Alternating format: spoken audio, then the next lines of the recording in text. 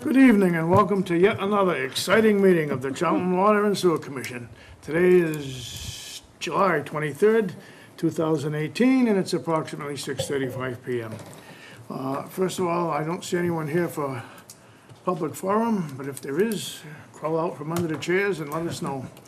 So in the meantime, we'll start our meeting as usual with a reading of the, paying some bills, with reading of the warrants and abatements. Mr. Jennings, go ahead, please. Mr. Chairman, I would first like to make a motion to accept the minutes of the July 9th Water and Sewer Commissioners meeting as printed. I have a second on that. You weren't here. Mr. Romansky, do you second the motion? Sure. On the July 9th? Okay, I got a motion and a second. Any discussion on them?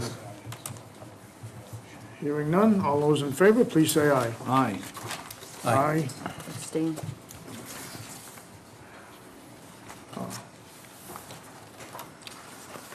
Now I'd like to make a motion to accept the warrants for review and signature as printed as follows. Osterman's June deliveries, $1,558.80. KP Law Services through June 30th, 2018, $741. LaForte Electric, 11 Lakeview Drive, $560. LaForte Electric AC Unit, $190.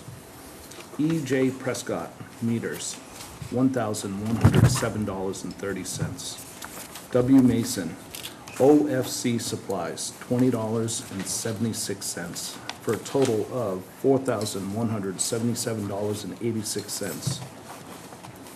Second.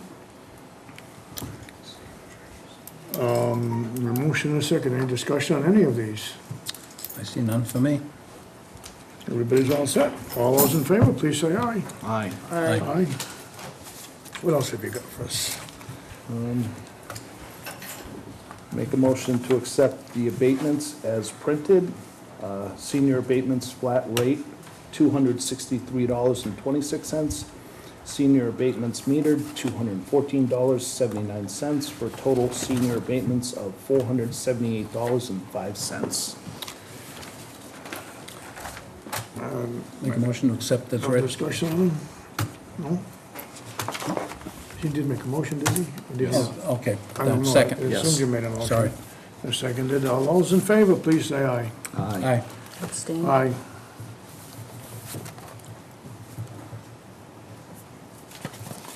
You got more, or you all set? There's more, huh? Okay.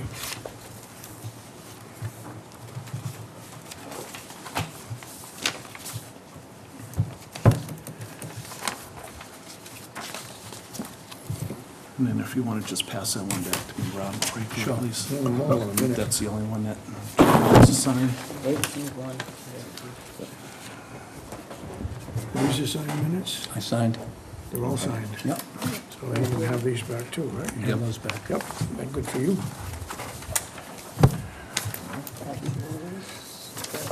And you said you're all set, Russ? Yes. That's all. Except for that last. Okay, then we'll move right on to our very first scheduled appointment, which is Veolia, for the MOR monthly operating report. We have both Keith and John here tonight. Gentlemen,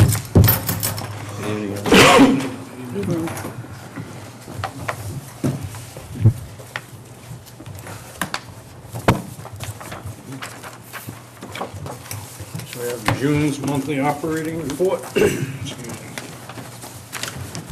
Under health and safety, we've had no accidents or safety incidents, and a monthly safety checklist is completed. June's training was provided by Veolia's Safety Department. The topic was on confined space entry. And with compliance, there were 3 permit exceedances in the month of June. The first one was for a daily max on E. coli. The limit is 409 versus the result was 600. It's believed that the sample was contaminated during collection or at the lab because of all prior and post samples were less than 10. So it's like quite a ways out of the norm. It just doesn't makes sense to be off on one monthly sample like that when all the ones before were less than 10 and the ones after were less than 10, so. And then also, the second one was on a weekly BOD average was 22 milligrams per liter. The limit is 18. And our permit only requires one sampling event per week on Wednesdays. And given it takes 5 days to get the test results, we're not able to be aware of the value, so we could not perform additional sampling to change the weekly average. As with the E. coli, we had compliant, prior and to post values of 5 milligrams per liter or less. So there again, I'm not sure if it was sampling, if it was the lab. And third and most, the last was the monthly ammonia result was a 1.47. Permit limit is a 1.42. As a result, we've started additional sampling of the influent to the treatment plant 3 times per week for ammonia and BOD loading to measure more accurately. To date, we have seen results in the ammonia range from 80 to 90 milligrams versus the typical prior results of 50 to 55. More to follow on this in weeks to come. This analysis will help us to further understand the findings and recommendations in the recently completed Headworks analysis, and I've attached the plant performance report. So again, we've started additional sampling, and Sunday sampling, we are seeing quite the increase when we collect the samples on Monday and they go out to the lab. So. And I'll just add that there was one ammonia during the month similar to like last October, which, because it's an average, when you have a big number, it's hard to average it low. So although it exceeded the monthly average, it really was a result of one bad value that was 4.9 on one single day. And I think we'll talk a little bit more when we get into my report on what we're finding in terms of that loading we're seeing over the weekend and the impact that it's having on us throughout the week. So. Can we easily pin that to the holiday and the MTA? Well, we can't easily pin it to Not anything. easily, okay. I wish I could. But what we believe, and what, like Keith alluded to, why we've taken a step of increase our influent analysis, is to be able to get a better handle on how that load is actually coming into the facility. Unfortunately, everything we do is reactionary. We see the result after the fact, and then we try to figure out what may or may not have happened. By sampling more frequently up front, maybe we can see a trend that we can try to respond to.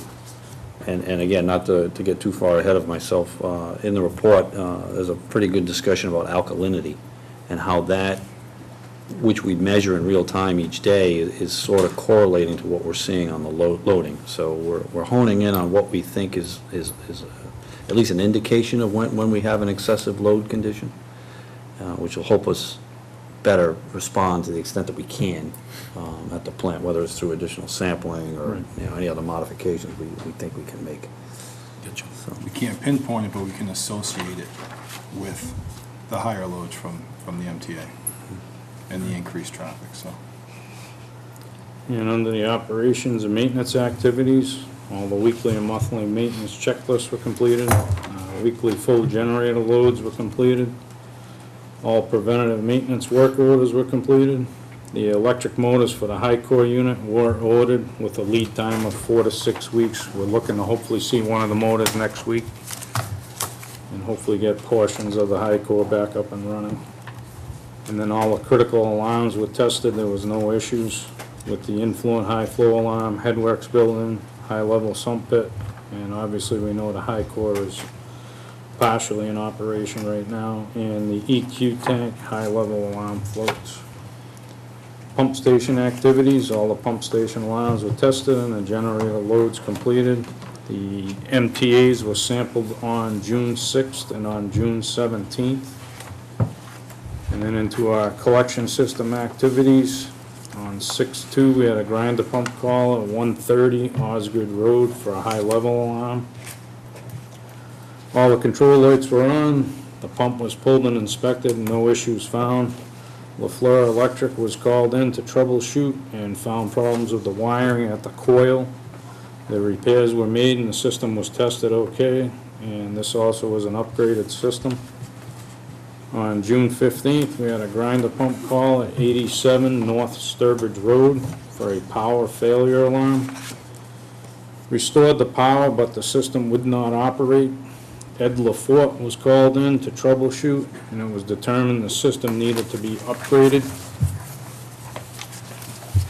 On June 16th, there was a grinder pump call at 42 Stevens Park Road for a high-level alarm.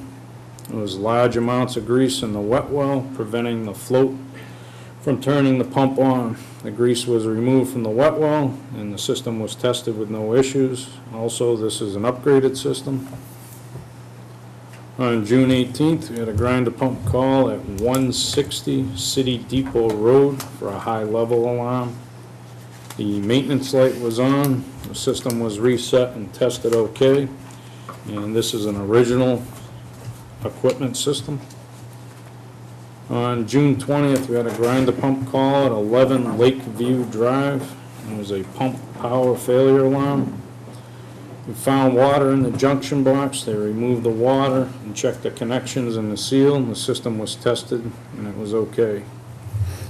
June 25th, we had a grinder pump call at 67 Sunset Drive for a high-level alarm. There was grease in the wet well, preventing the float from turning the pump on. The grease was removed, system tested okay. And for the month of June, we marked out 23 dig safes. And all the, excuse me, the budget and up-to-date monthly is attached also with the receipts and the spreadsheets. And that would complete the monthly operating report. Keith? Yes, sir. During the month of June, were there any, I guess, fines issued for grease? I would have to ask Steve. We don't, we just give him the report Yeah, okay. of what we found, and then it gets handled in the front office. Okay, good enough. All right, sir. What you're telling me then, the grease was so thick floating on the water that the float. That's couldn't correct. rise. It can't float up to turn the Wow. pump on. You can get grease this thick and it'll just, it solidifies, it'll actually grab to the float and it'll hold it down like a weight attached to it. And it So this just could have cannot been move building on. up for a few months then, not necessarily in the last. years. Last quarter. Oh, yeah, rather. correct. Okay. Yeah, it's not a, it takes a while to build up. It's more understandable then how it could get so thick as to prevent the Right, float from. right. It takes rising. quite a while. And unfortunately, that's not an uncommon occurrence even in wet wells if you don't keep on top of them. Pumps, actual Right, yeah. wastewater, wet wells. It's not an uncommon occurrence for people who aren't even on the sewer system. Just regular tanks. I have run into this many, many times. I build a house, and then 6 months later, people are calling me that their septic backed up. And we get there, and they go to pump it and find out that, there's just grease, that they're cleaning a chicken or something like that, and all the grease goes down the drain, and none of it's thrown away. And the other thing is, too, the garbage disposal, you kind of ask people, to run it down with cold water, send it down in chunks, not in hot water where it's dissolved, gets into the pipe, and then freezes, solidifies. Yeah, that's, in my opinion, one of the worst inventions ever. What's it called? Well, And I you know, do believe. things that don't belong down there, let's grind them up and put them down there. Yeah, Steve has sent letters, I think, out with Yes. some of the billings to this effect on more than one occasion, but I guess it's pretty hard to change your ways when that's what you do.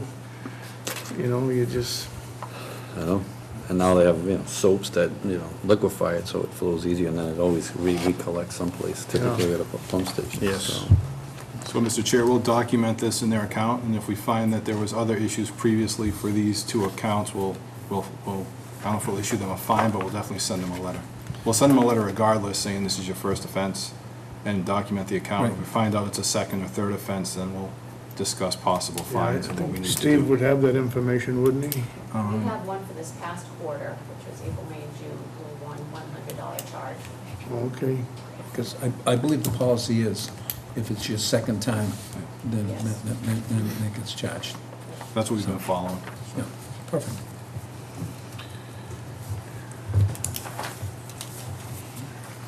Ready for me? Sure. Okay.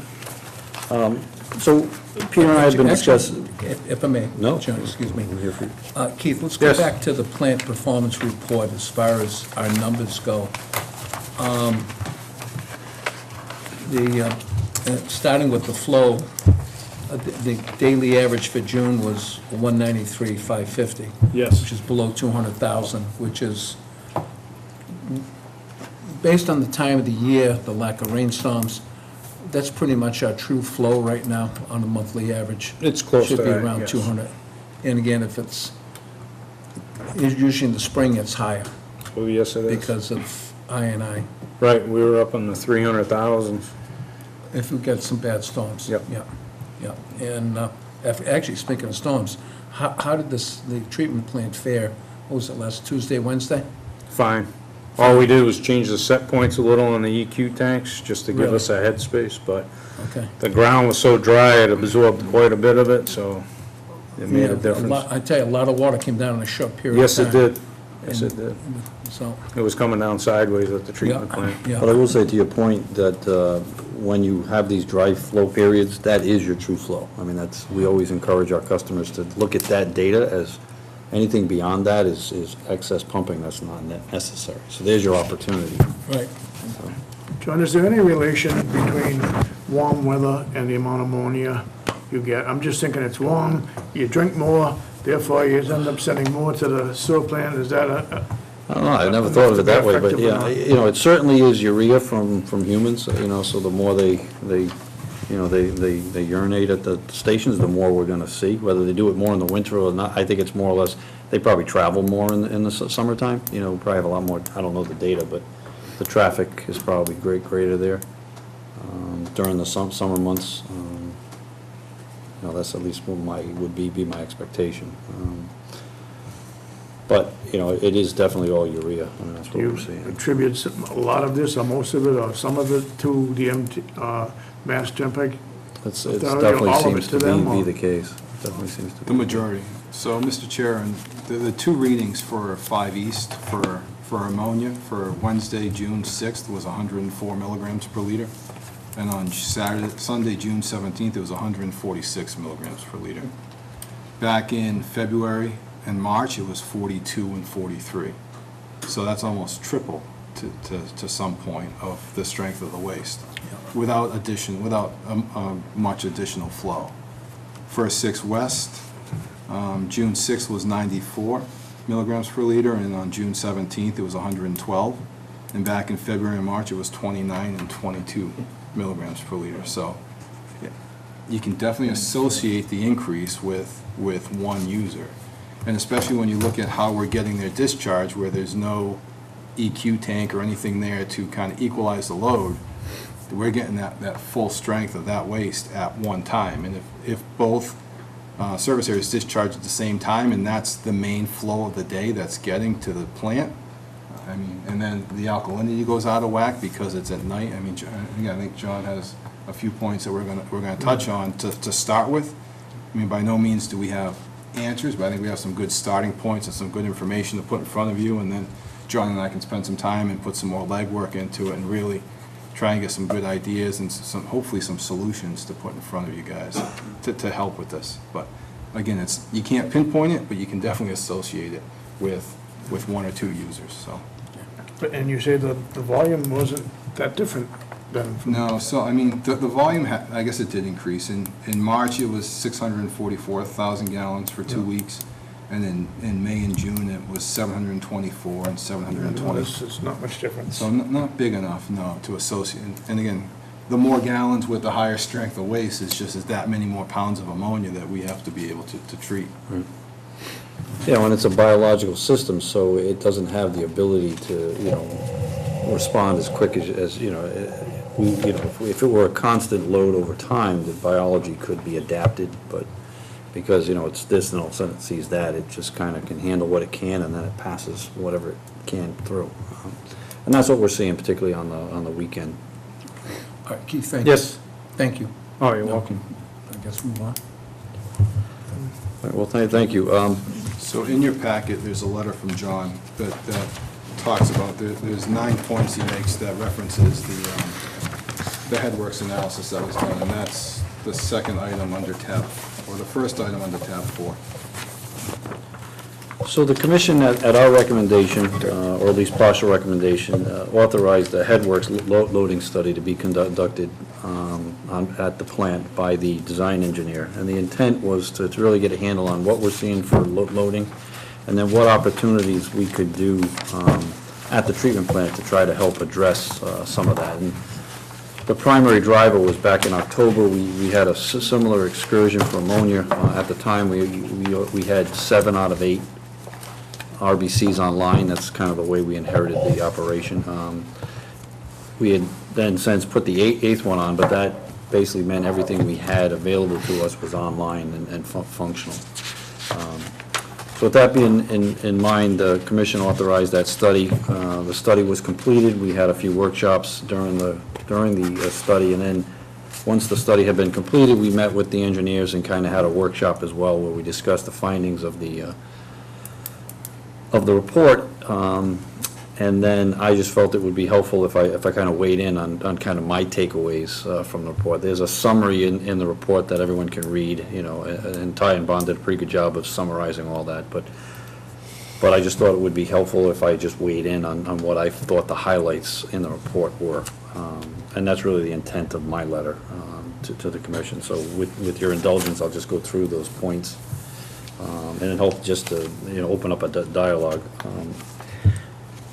So the first finding, which was, I think the most striking to us, was within the O&M manual that had been provided at the startup, there was a table which outlined what the design criteria for the plant was. Basically, the document says, hey, this is what the plant can do.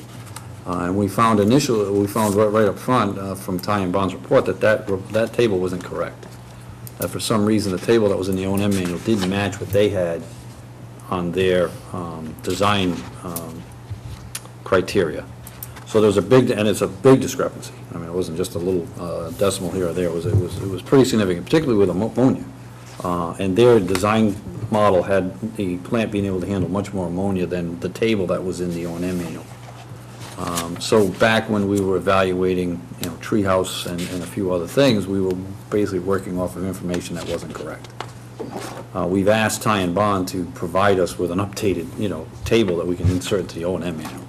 I mean, we operate the plant according to the O&M manual to the best of our ability, so it's important that information be, you know, true and accurate. So that was interesting. Excuse me, John, was there an answer? No. No? They didn't know how the thing got in there. We don't know, you know, how it got in there. It was just, it didn't match with. So we're gonna follow up with a letter and try to get that from them? Yes, they're supposed to be sending us the revised Okay, perfect. loading data per day. And again, most of that is all in pounds per day, not milligrams per liter, so Yeah, it's a different way to look at it.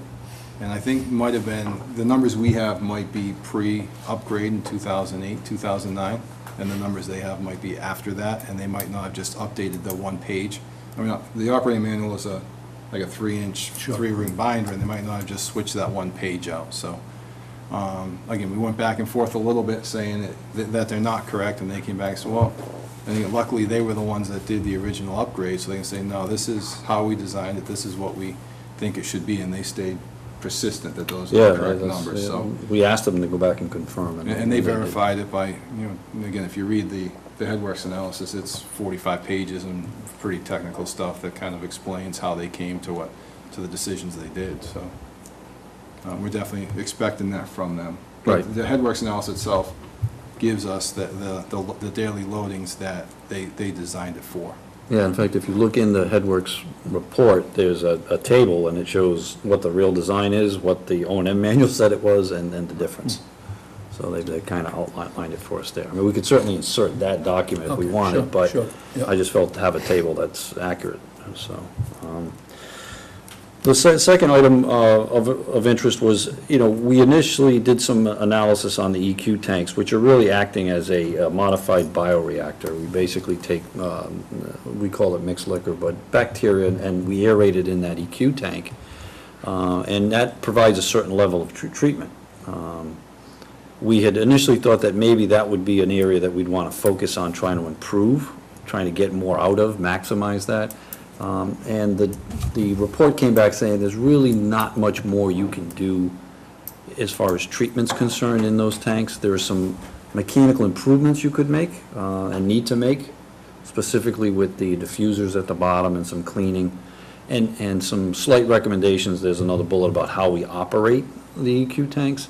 But in terms of making some sort of investment there, there's really not much more treatment you're going to gain. So Ty and Bond basically felt like, make some mechanical improvements, optimize what you have, but don't really spend much money there. So, and that was nice, it was important for them to do that analysis, because without that sort of engineering modeling, you wouldn't really know. So that was good. And that was one of the avenues we were thinking about putting on the capital improvement plans, thinking that if we could increase the capacity of the aeration devices, that would help. So, again, that's where kind of the headworks analysis came to say, there's more efficient priorities to spend the money on at this time than focusing on that, so. I could be mistaken, Paul, maybe help me out with this. Didn't Jody kind of fall into that to where they just tried to see what the holding in the EQ tanks would do, and then they found some real good results, and then they adopted it as a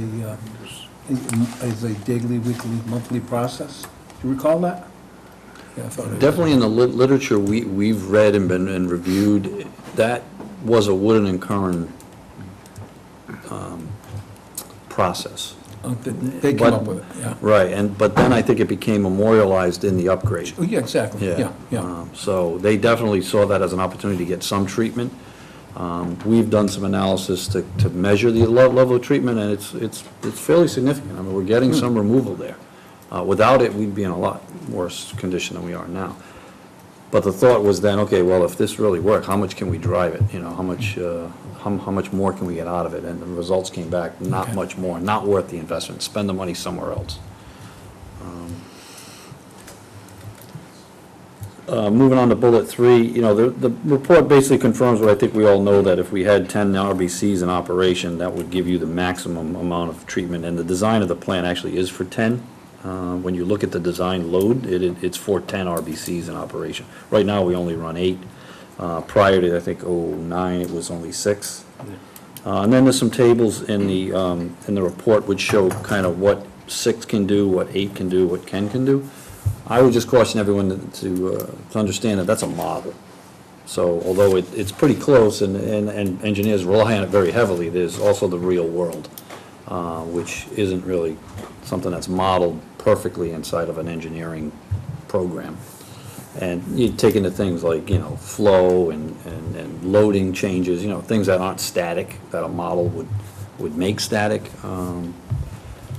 It's best case scenario, I guess is the best way I can say it. So when you look at those tables with 6 RBCs, 8 RBCs, and 10 RBCs, those are always, you know, perfect world conditions, which unfortunately we don't always operate in.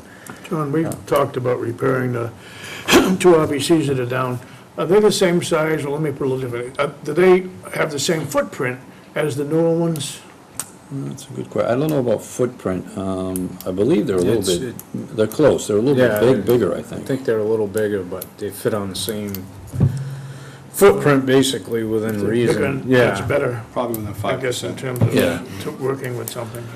Yeah, it's definitely, you know, out of everything in this report, that's probably the biggest takeaway was, you know, it's in the plant's interest to get those online, for a lot of reasons. One, right now, like I said, we've got 8 online, that's all we have. If we have any sort of issue with one of them, we're gonna lose, you know, 1/8 of our tree treatment immediately. We don't have a backup, we don't have anything to go to. On top of that, because of what we're seeing from a loading perspective and how it's impacting our compliance, it would be nice to have those, because we certainly would like to be able to use them, particularly during the summer months when we see these, you know, these loads being what they are.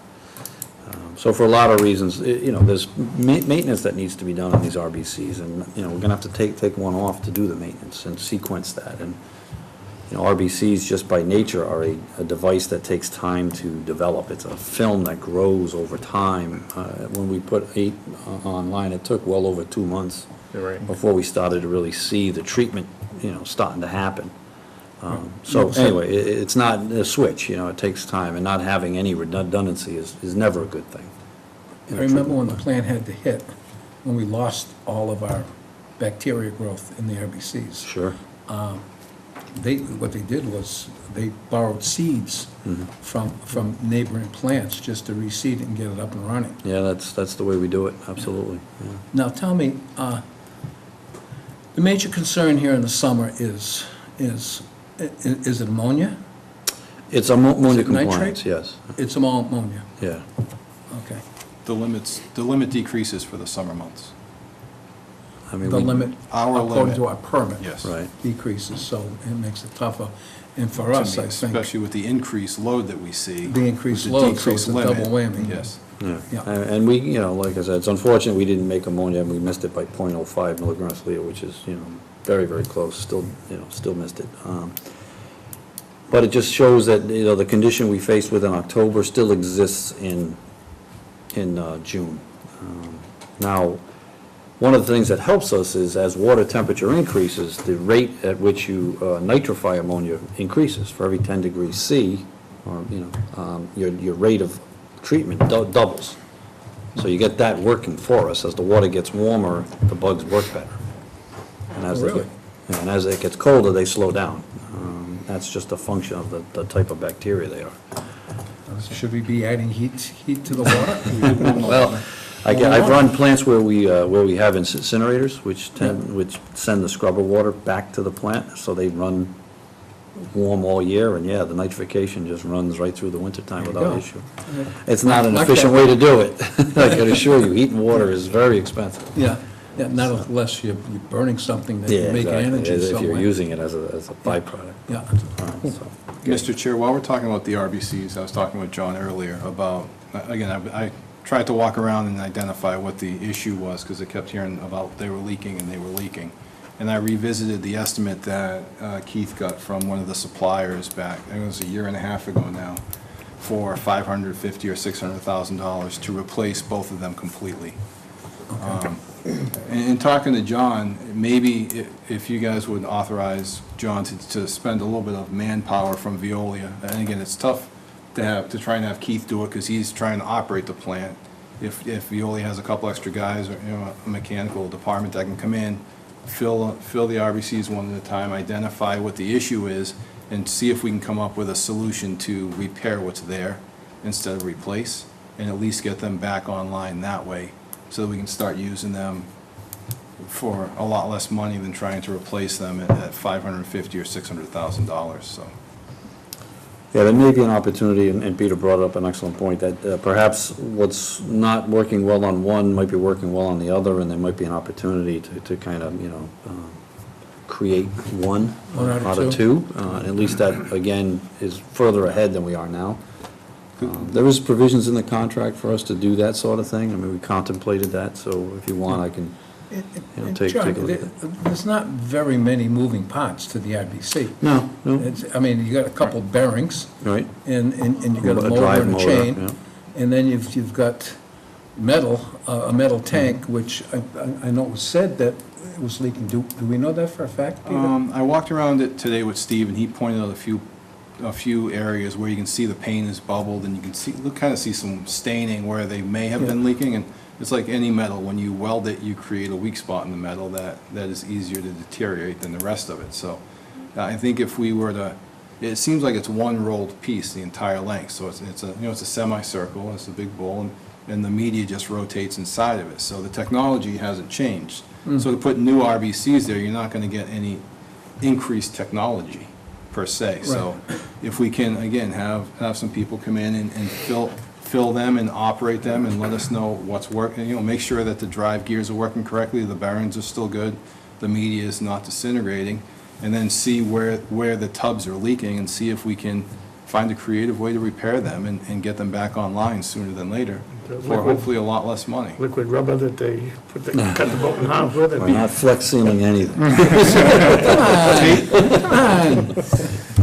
No offense to flex seal. But no, I think it's an excellent idea, and it makes sense. Yeah, no, of course, if what we really need to do in order to make the right decision is we need to get as much information as possible as far as the conditions of these things.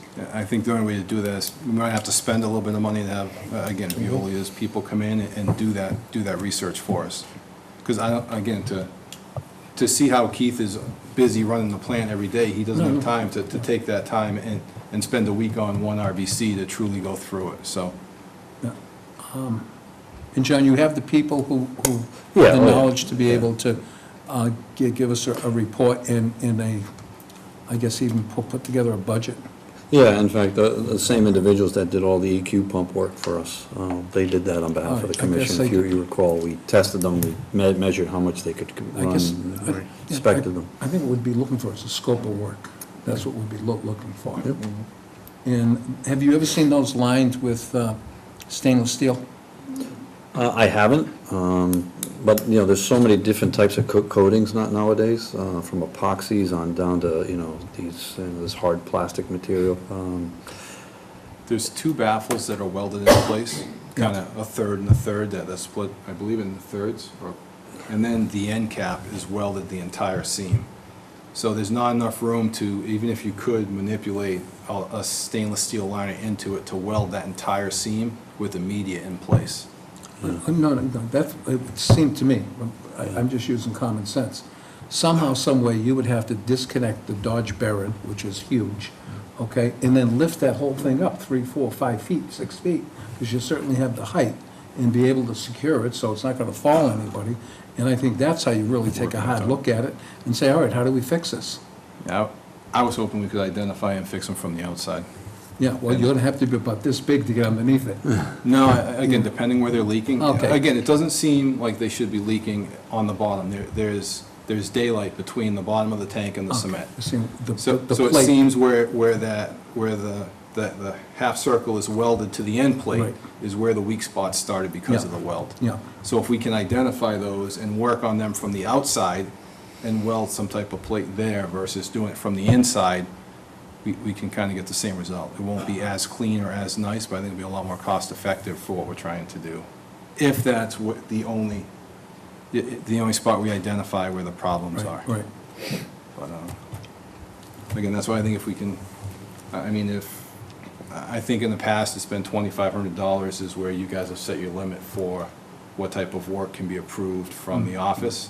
If we can keep it at that, and John gets me a scope of work, just to try and keep this moving forward, if there's no objection to that, maybe we can just kind of, to roll forward. Does that seem like it's enough money, John? Yeah, I'm thinking the first thing the guys would probably want to do is some sort of wet test it, you know, find, like Peter said, where are the weaknesses, and then, you know, manipulate the mechanicals. It's certainly not enough if we were gonna rig it, jack it, you know, do some sort of thorough Yeah, inspection, yeah, but yeah. I think it should be more than adequate to basically do an evaluation. At least, you know, an initial one. It may, from that, it may require us going deeper if we find And they- something that seems odd. Come back. Mr. Chairman, make a motion that we contract with Veolia to do an analysis on the tanks at the treatment plant, not to exceed $2,500 at this time. Second. Okay. Any other discussion on that? No, all those in favor, please say aye. Aye. Aye. Thank you. And Peter, you and I will work on the scope, just to make sure it fits. That'd be great. Okay. The fourth item was the headworks. You know, the high core unit certainly is a single point of failure for the plant. It has failed, and it's currently in a failed condition now. And because there's only one of them, when it fails, we end up bypassing around it, which then puts at risk all the downstream equipment for grit and screenings. Right now, the grit unit is what's out of Correct. service. Unfortunately, a lot of the equipment for that is proprietary or made to order. That's what we're finding with the motors. Based on that failure, we'll probably recommend some critical spares going forward. And right now, we're in the process of just trying to get it up and running. But I think it definitely speaks to it's a single point of failure, which represents a concern for the plant. So that was highlighted in the report as well. The headworks is, number 5 is prone to flooding because of that high core unit. We recently had a situation where the high core unit failed. It failed after hours. We got the alarm, but by the time we got the alarm, it was already flooded. There's just not enough time to respond. We had initially talked about how we could possibly prevent, when we have a high core failure, how we could prevent the building from flooding. Because that's really, there's a lot of other equipment in that building. It's what led to the overflow back years ago that has subsequently required us to plug lines and things like that. So, I came up with the concept that perhaps there's a valve that bypasses the building, which takes the flow outside the building through the mechanical bar rack. It's a manual valve. It's basically when the high core unit's down, it's what the guys have to open in order to bypass.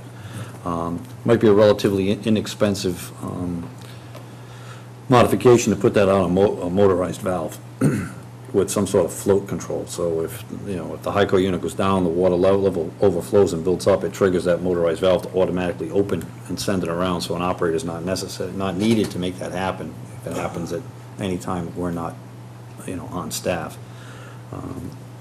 So I think that would be a reasonable safeguard to prevent what happened during the most recent failure, which was, by the time we got in, the building was 4 feet of water, which impacted the blowers and some of the lower. The reason the high core unit's down now is because the lower high core piece was submerged, the motor, and it basically went underwater. That's what we're looking to fix. So it was a recommendation that came out of the headworks analysis that I just felt was worth at least mentioning. The headworks report discussed, what we all see as high flow events when the EQ pumps don't seem to have enough capacity. What Keith has experienced is over prolonged periods of rain events, the EQ tanks get to the critical level where we've actually gone to a process where we set up a temporary pump and run hoses along the ground to just relieve that excess pressure for the pumps to prevent an overflow. We had initially talked about, well, maybe we need to run another line and what that might cost. But to your point, Mr. Commissioner, was when you look at the dry flow, versus the wet flow, that's our opportunity for I&I removal. I mean, that's the number. So the idea should be, if we're going to spend money, maybe we spend it on eliminating the impacts on the plant during rain events, as opposed to trying to build something at the plant to, pass them through. So I think once Veolia completes their I&I study, we did that flow study that's been completed, we'll take a further look at target areas and doing some CCTV work perhaps to try to find where are those sources of I&I and spend the money eliminating it in the first place. So that was sort of bullet number 6, that observation from the report. Number 7 is a real critical one. Excuse me, John, can we go back to 6 for a second? Sure. Keith, help me out here. Didn't we do some improvements to the EQ tank pumps? We pulled out the pumps that were in there, the impellers were Right, worn, yeah. we replaced those. Yeah. And then we sent 2 out, the commission approved, we had 2 pumps rebuilt, so we Right. do have spares. So all the pumps are new as of almost a year ago now. Okay, so, And we've pulled them twice, so the pumps have been inspected twice in the last year and a half. okay, so it must be working better than when it did before. Yes, oh yes, we did Yes? find that. Yes? Again, I think the problem is not the pumps. The problem is all those pumps combined and converge into one 4-inch line that's not adequate to handle all of the flow from the pumps. I fully understand that after an experience last week. I did it somewhere else. So, Yeah. again, I think the pumps are It's working. only so big that it's only so big. Yes, Right. so I think that the pipe is the limiting factor, that's why. Yeah. Again, if we could, when we talked about just add another 4-inch line from those pumps up to the diversion structure, wouldn't be crazy money, but again, I think, like John said, looking at what the issue is. Right. We're not fixing the issue, we're just trying to create a way to handle it, where if we can spend that money to fix the issue, we'll be better off in the long run. Right, but the additional line, whether it was permanent or, and again, you hate to lay anything on the ground, because that's not good. But that would always be there if you had an event. Then you have the ability to move that supply out of the EQ tanks to the upper processing. I'm just thinking that should be the first, one of the first concentrations, just so that you can handle events.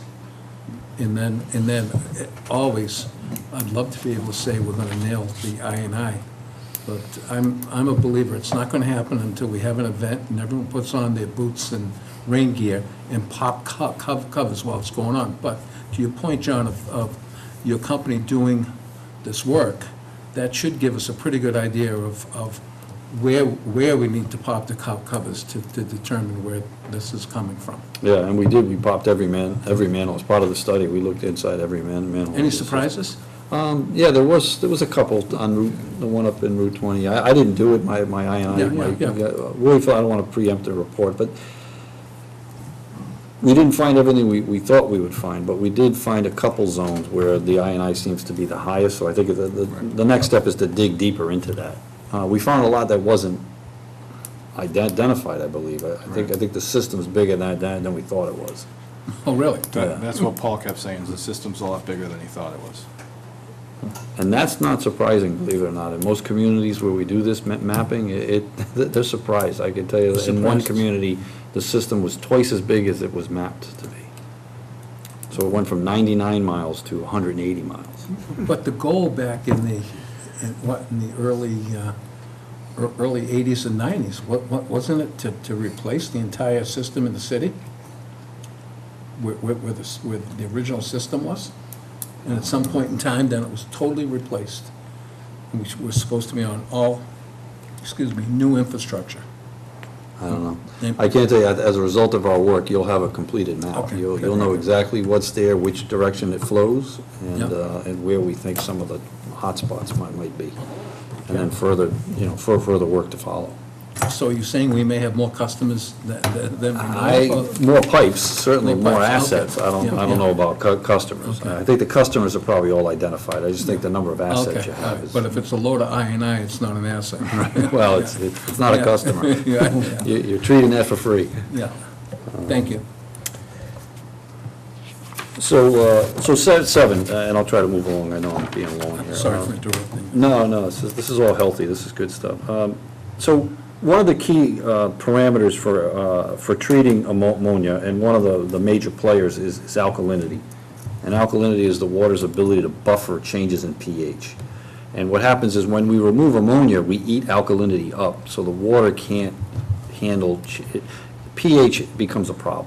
And as you know, pH affects everything, including bacteria. The plant was originally, or had been operating with a system where two basic tanks were filled with water and sodium bicarbonate was added and delivered via a pump over time. What we found, based on the new, all the loading stuff, was that was never adequate. We were always seeing these drops in alkalinity, particularly on the weekends, that the system that was in place couldn't adapt to. We couldn't basically dissolve enough material in the water to pump it. So we've since moved to just manually introducing it at the headworks, and that's actually proven itself to be a better, it's not the way we want to do it, but it seems to be better. We're able to add more alkalinity in a 24-hour period than we were previously. So the headworks analysis report clearly identified alkalinity as a key controlling parameter for nitrification, which is the removal of ammonia. So I think it's definitely something that we have to look at from a more robust or hardening way of doing what's so important to do, which is add sodium bicarbonate into the system. And the more ammonia we get, the more we need. The other problem with the way alkalinity works right now is we're measuring it after the fact. So we measure it today, but that's really the leftover from yesterday. So we have no real way of knowing what the impact's going to be as it's happening, or ahead of when it's going to happen. So, the thought there would be to basically invest in an alkalinity system, basically to introduce the material, and then have that tied into some sort of controller, some sort of analyzer, where we could measure in real time what the alkalinity is, what the ammonia is, and then match the alkalinity to it. And then on the back end, we could put in an alkalinity analyzer similar to like some of the other instrumentation we have, which would alert the operations staff to a drop. Because, and you'll see it in the headworks analysis, if you don't have enough adequate alkalinity, you're gonna lose your nitrification.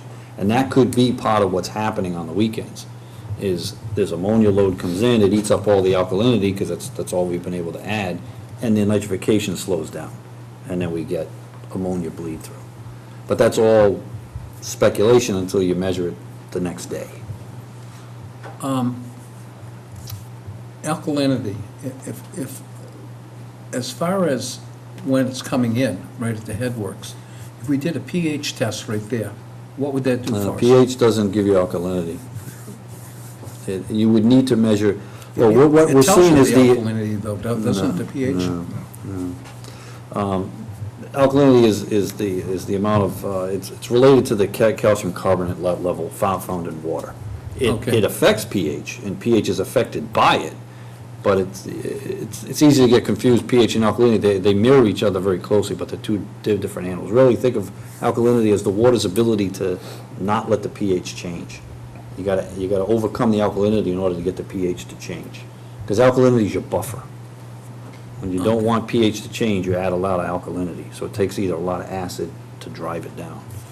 Again, I'm thinking like a farmer now, is alkalinity would be sour and high pH would be sweet, or is it reverse? No, alkalinity would be high, It would be high. So low pH is acidic. Yeah. High pH is basic, which they say is an alkaline Alkaline. condition. The alkaline condition is not the same as alkalinity. correct. Okay. Alkalinity is a separate identifier than pH. For some reason, I see these 50-pound bags of lime Yeah, going well, by. well, lime throwing them in will add there. You know, think of alkalinity as simply a buffer. It's kind of like your protection. Yeah, And once that protection goes down, then you're not protected against pH swings, and it actually impacts the bacteria. so that's where that bicarbonate you're talking Right. about, by adding that. So, but like you said, the struggle is we don't get it till, we don't have the answer till 24 hours. Right. hours We're measuring after it's gone residual by. alkalinity, we're not measuring, Yeah. real-time alkalinity. And the other problem is we're not staffed 24/7 to continue to put the same amount of sodium bicarbonate in at the same time. So when someone leaves Sunday at noontime, there's no one there to add any more until Monday morning. Yeah, especially if you're doing it by hand, rather Right. than you got Yeah, some and the type of- system that was automatic wasn't adequate either, Yeah. and in fact, we were told by the regulator at our most recent inspection to remove the tanks because they weren't contained. They weren't spill contained. So we were actually told by the regulator that's the system, because it was, it was just, somebody just put it in place, that wasn't engineered, I mean, they Yeah. just had a couple tanks and they threw a pump in there, you know what I mean? So the regulator, when he did his inspection with Keith, said you either need to build a containment or get rid of it. So we chose to get rid of it, and now we add it by hand, with the thought that, something more hardened, something more robust needs to be installed. In talking to John after this headworks analysis, we have a couple of ideas we want to follow up on that I think we can present to you in the future. So tonight was just, these are the main points that have come out of the headworks analysis. We want to take some more time, digest them, and try and come up with some solutions to put in front of you guys in the future for hopefully by the fall, so when retained earnings are certified, we can talk about doing some capital improvements with some of that funding. And one question, John, what happens if there's too much bicarbonate? There's really no downside to having excess alkalinity, but it's wasted money, really, is what it is, you know what I mean? There's a target range. You want to have at least a minimum of 50 parts per million, but we found our best treatment somewhere north of 100. 120 to 135. That seems to give us our best ammonia removal for Okay, alkalinity. so it is possible, if you're not there, if you have a machine that you set on automatic, just throwing a little dose, and say, if we go over, it's okay, we're not gonna Right. hurt anybody. But if we go under, that's when we got problems. Correct. And we can go out of our permit. Yeah, and if we had an analyzer, we'd know, we would basically pace it off that result. So we don't have an analyzer, that's the machine. Correct, yeah, that's like an online meter, basically, Okay, that tells you in real time what's happening. spending more money. It's all about hardening for But no, compliance. better you know results. what I mean, you're better off, protecting yourself. Number 8 was, the report confirmed what we had been seeing, is that the variability of the loading for ammonia, particularly on the weekends, is pretty stark and pretty severe. And without any sort of, as Peter alluded to, there's really no flow equalization or metering that goes on there. So, you know, we get, if they're busy between 2 and 5 in the afternoon, you know, that's when, you know, it's coming to us as a shock, you know, as a slug load. And that makes sense for a rest area, right? You probably got periods of time where your highest use is, and then at night it probably drops off. And then we're X amount of hours downstream from that. So the greatest opportunity for increased capacity at the treatment plant would be to somehow address that load at its location. It's always better to treat at the source than blend it into a larger volume than try to address it. So anything that could be done out at the stations would make a lot of sense. And then the last item was, Ty and Bond referenced a process by which the bacteria from the EQ tanks gets returned back. It basically goes in a circle, and how we currently, and the way the plant had always operated was, that's at a constant flow. So it's 100% all the time. There is a provision in the plant where you can modulate that flow according to what the influent flow is doing, to try to optimize where things are at the same time that the flow is coming in. Unfortunately, that's through a gravity line and an automatic valve. And what we see, because of the big diurnal flows at the plant, trying to modulate that through gravity really is a little, it makes us nervous, particularly because anything we do at that plant, even the smallest change, has a dramatic impact.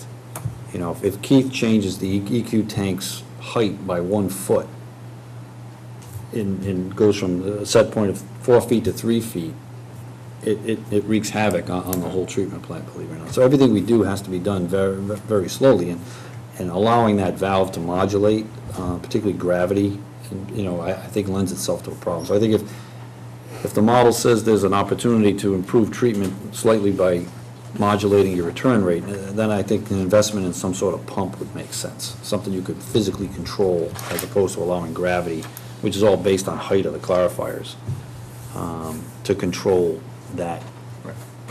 Gravity with a pinch valve. Yeah. So, and then It's added not just to, straight gravity, it's also controlling that pinch valve so we get consistent flow through it. and then the way we waste is also off of that same RAS line, which, you know, any pinching of that would also change how much wasting we're doing. You know, so there's too many variables in that equation to just think that that's the best way to approach it if there is an opportunity. You know, practically, the model says you might be able to get a little bit of better treatment. My experience in running treatment plants is most plants run better with just a fixed RAS rate. They just do. But that's not to say we shouldn't try. It's just we need to make sure that we were probably doing it at a time where we weren't at risk, particularly for ammonia compliance. So perhaps in the late fall, we could try to take a look at what that might look like. So those were the 9 items that I pulled out of the report that I felt were the highlight. And so I just wanted to present them to Peter as kind of like, this is my takeaway. But the report's very, very comprehensive. There's a lot of data in it. Some of it, you know, kind of goes over your head a little bit, but these are what I felt were the top 9, if you will. So, as I said, we'll continue, John and I will continue to work on these and try and come up with some more specific solutions that, and then also try and prioritize them based on where we're gonna get the most, the most bang for our buck, and trying to get some increases in the efficiency of our treatment process, so. Thank you, General, good information. Yep, thank you. Appreciate your time. I know. Thank you for the summary. Sorry? Thank you for the summary. Oh, no worries. I believe I emailed you all of the headworks analysis, correct? The analysis itself and the summaries. If you want printed copies of that, let me know and I'll make some copies for you guys. Color? If you want. I'll have Sue highlight them for you. Any questions you good with us? No, I think we're good. Thank Well, you. thank you, everyone. It was great seeing you. Thank you, John, thank you, Keith. Well, my apologies for running a half hour late, but I see people from Beta are patiently awaiting us. Come up, please, and identify yourself and fight who gets 1.5 microphones. I see 2 of you and 3 microphones.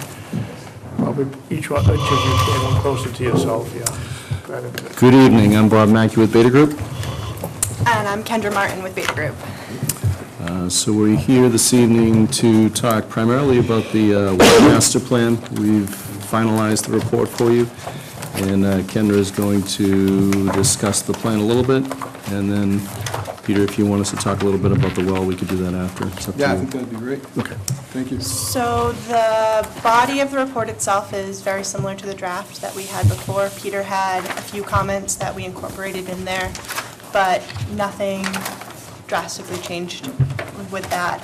The big difference with this is you now have some appendices that include the water conservation plan, leak detection program, a cross-connection program, water use restriction bylaw, all things that DEP requires if you do decide to become a public water supply. We kept them very straightforward, meeting everything that DEP requires, but not really going above and beyond that, not obligating you to something that you may not want to do. So if you guys do read through those and determine that you want more robust or more stringent standards, we can absolutely include those, but we just kept it very, so it met the standards, AWA standards and DEP standards on those. Yeah, I mean, I think that's basically that. They're in their Appendix C are those documents, so if you want to take time and comments back to Peter or us, you can incorporate those as well.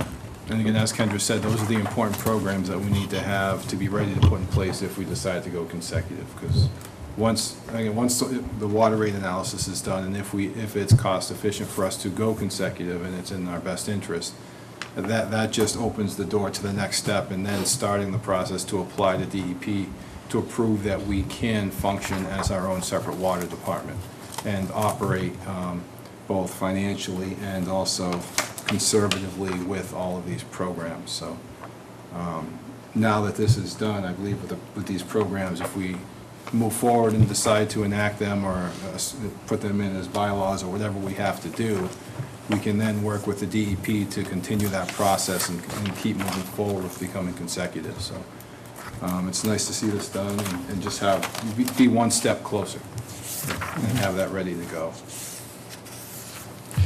More options for the commission. And again, this is, as Kendra said, it's probably pretty consistent to the version I sent you that you've seen a couple of times now. And if you want to review it, and if you have any comments, you can definitely let us know. And it's not final. We can always, it's a living document, so we can make changes whenever. But it is pretty interesting. So.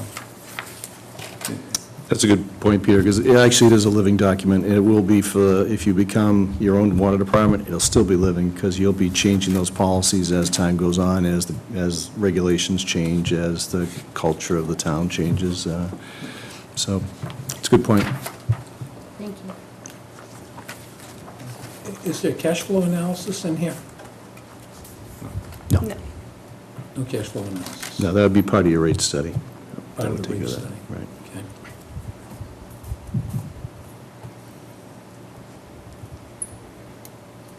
What else? If there's no questions on the water master plan, Bob will give us an update on what's happening at Buffinville Yeah, and sure. what we found so far. I'm sure we'll have more questions after we go through this. but- And again, if you guys go through this and you have, I don't think we have to, any comments you have, we don't have to wait for another meeting to have them or include them. Just send them over to me and we Okay. can, discuss them, and Sure. I'll discuss them with Beta and try and get them included. Sure. Absolutely. Okay, so if we want to talk about the wells up at Buffinville, excuse me, we had 2 wells that we moved forward with drilling. The northern well, unfortunately, the materials just weren't suitable for public water supply. It went down about 100 feet, but it was already sandy material, and it's just not conducive for public water supply, so that didn't pan out. And just one note about well drilling. Well drilling is almost more art and luck than science. I mean, you can only see so far into the ground, and you take the information that's available and you try to make educated guesses. So unfortunately, that one didn't really work out. The other well is interesting. So the other well has some promise. So it went down about 150-odd feet, and the information is, it's a little hard to interpret because you're obviously just going by pumping rates and the way that the water is reacting. And it appears to be a confined aquifer.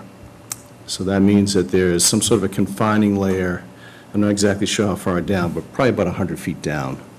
And below that aquifer, below that confining layer, so you actually have two layers of groundwater. So you get the groundwater sitting on top, and then you get the groundwater sitting underneath it. The groundwater sitting underneath it is where it seems to be promising. There's a 25-foot layer of gravel that looks to be very good material. It's about 110 feet down to the top of it and 130 feet to the bottom of it, 135 feet to the bottom of it. So it looks good. It recovered very quickly. It's a little difficult to tell right now because there was an 8-foot drawdown, but the idea is that we're taking the pressure off the confining layer. So when you've got a confined aquifer, essentially it's under pressure because you've got this layer of material that's impermeable. So you've got this layer of water sitting on top, and you've got this other layer of water that's actually kind of forced underneath it, usually hydrostatically. And so if you envision, if you were to take like a well and punch a hole into it, it relieves that pressure and the water wants to come up.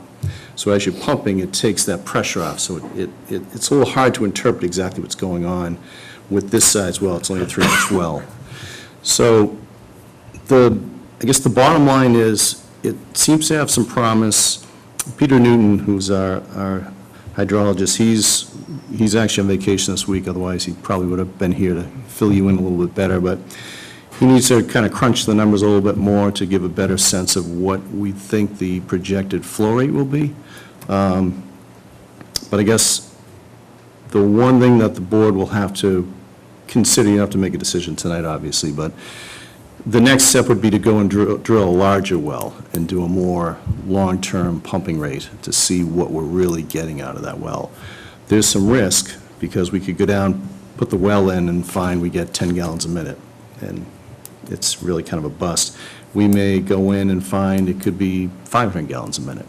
It's a little hard to tell. The risk is the fact that the well's so deep. I mean, we've got to go down 110 feet just to get to that layer. They had a little trouble pumping the existing layer because they're pumping flow through a 3-inch pipe up 80 feet, so there's a lot of head loss. That's why you need the larger well to be able to get the flow up and into it.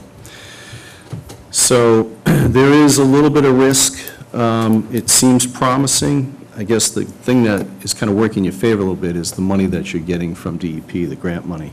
I don't want to tell you how to spend your money, but it's something that you could consider. So I guess at this point, it seems promising. Peter's going to do a little bit more work, and we'll get some more information to you. But just want you to kind of think about if that's something you might want to consider moving forward with in the future. What are you talking about when you say a larger well? Are you talking about 6 inches or 8 inches? Peter's going to calculate that out. I'm assuming it'd be at least 6, probably an 8. Probably Because eight. an 8 is a lot more expensive than a 6. Correct. And I mean, considerably, I think. Right. I don't know why you need an 8 when a 6 is large enough for most household pumps that could pump. Well, they don't pump that much, do they? I was going to say, now, there it's a lot 10 lower. You're gallons a talking minute. 20, 30 gallons a minute Yeah, versus yeah, what we okay. could be pumping here. So an 8 would be Yes. the wiser Probably, thing to do. probably, and a lot of that's just going to be to facilitate the pump itself. It's going to be a 6-inch pump. I was thinking the head, they pump No, we a need, higher head, but they don't pump the volume. we're going to need approximately 250 gallons, 300 gallons per minute to get the flow there, to try and, to do a true long-term pump test. I haven't, because Peter's on vacation, I haven't had a chance to follow up with him, but the problem that they came up with is because the level they're trying to test is so far down, they didn't have an adequate 3-inch submersible pump. So I've been working with a couple local well drillers, and there's one company that makes a 3-inch pump that can flow 35 gallons per minute. and that will handle the head pressure that we have. So if we were to put that in there and have them pump it for us, that's 50,000 gallons per day approximately. So it's not what we're looking for, but it's a lot less expensive to do that than drill an 8-inch well and find out that we can't get 10 gallons per Yeah, minute. So and you also know if you run that pump and you're trying to pump 50,000 gallons a day, and you only get 30 and it dries up, then that's because the offset. the end of the line. Right, So- it's all about the recovery of the well. The offset well is in place for us to monitor as well. So for me, again, I want to talk, I haven't had a chance to talk to Bob about this either because we've been hit or miss with phone calls. But when Peter comes back, I think we'll sit down and talk about that and see if that's something we can follow through with. But again, as Bob mentioned with the grant funding, the interesting thing is the water master plan grant was initially for $200,000. This work was approximately 85 to 90 with the additions that we've done, and the additional scope of work brought us to do the drilling at Buffinville with all that work. If everything's done, will bring us right up to 190, 200. And we filed for an extension to get us through into FY19. And talking with Steve McCurdy from the DEP, with that extension for FY19, we get a fresh $200,000 for our grant. So if we can, because I sent him the scope of work to finish up with the Buffinville well drilling of approximately $80,000, and he asked if there was more to go with it. So I sent back, because most of this work was done in July, not in June. So the majority of work for Buffinville was done in July, which is FY19. So of the fresh 200, we're going to have approximately $125,000 that's not allocated yet. So again, when Peter's back, we can look at conceptually seeing, how much will an 8-inch well do if we decide to go to that step. But again, I think the first step is to identify the 3-inch well that's there, make sure that we can fit, it's a 3-inch PVC. I'm not sure if a 3-inch submersible well pump will fit. Hopefully it will. We can get that down there and try and pump as much as we can for a couple of days and see how that affects the offset well, and then come back to you and say, all right, we want to do it. We lost a little bit, but it might be worth it to put the 8-inch well in, and that's still covered under our grant. So it was great news, and again, we still have the ability to continue to make small steps forward on this and see where we end up. If I may, a couple of things. How far away from the well that Ty and Bond actually put the gold star on that produced 200, or they said it was a 270, There was 270 gallons a minute well?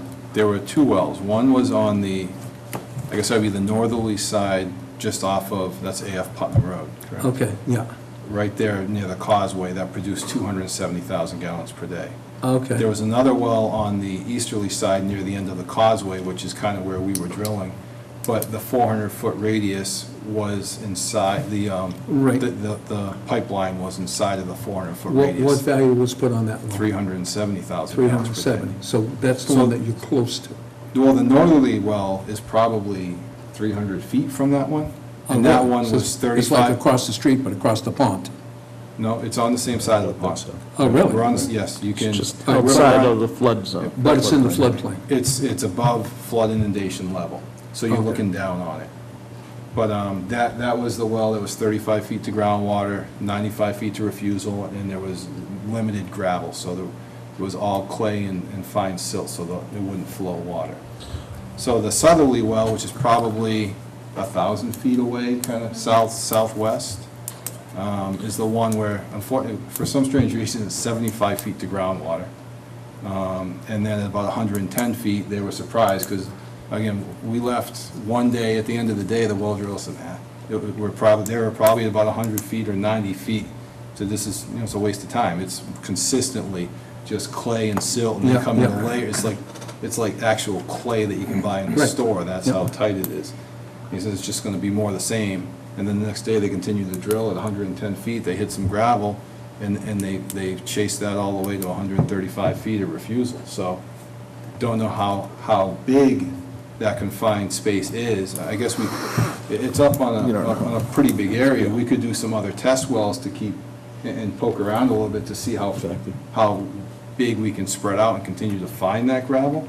But I think the most cost-effective way is to get a pump in there and just pump as much as we can with what's there and make sure that we don't pump it dry. And then, as long as we don't pump it dry, look at doing the 8-inch well, where we can put the 6-inch pump in and try and get the water we need.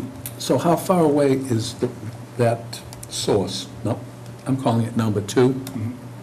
How far is that away from the wells that were identified by Ty and Bond? It depends which well. So unfortunately, south from the main producing well, probably 1,000 to 12, maybe a quarter Okay. mile, Yeah, 1,000 feet. And again, there's other wells. that was the closest? That was the as far as closest the two- producing well. The yes. Champion, okay, there's Yes, 2 of them. yes. Yep, All right, so, and how far away from the other one? probably further, because that was further. diagonal upwards, yes, further away. So that would be, I'm going to say 2,000 feet, maybe 200 feet. Yeah, It's that's up. probably a good approximation. Okay, all right. Now,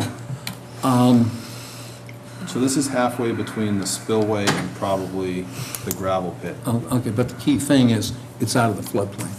The elevation should be far, yes, because we're 75 feet to groundwater, we should be far enough above Right, the floodplain. right. And I think that one of the next steps, if we pump it and it's good, is to have the hard survey done and to get the true elevation. But on paper, What it's is the above the elevation floodplain. difference, roughly? 859? What, the flooding? The elevation? The elevation versus the ones that were in the floodplain?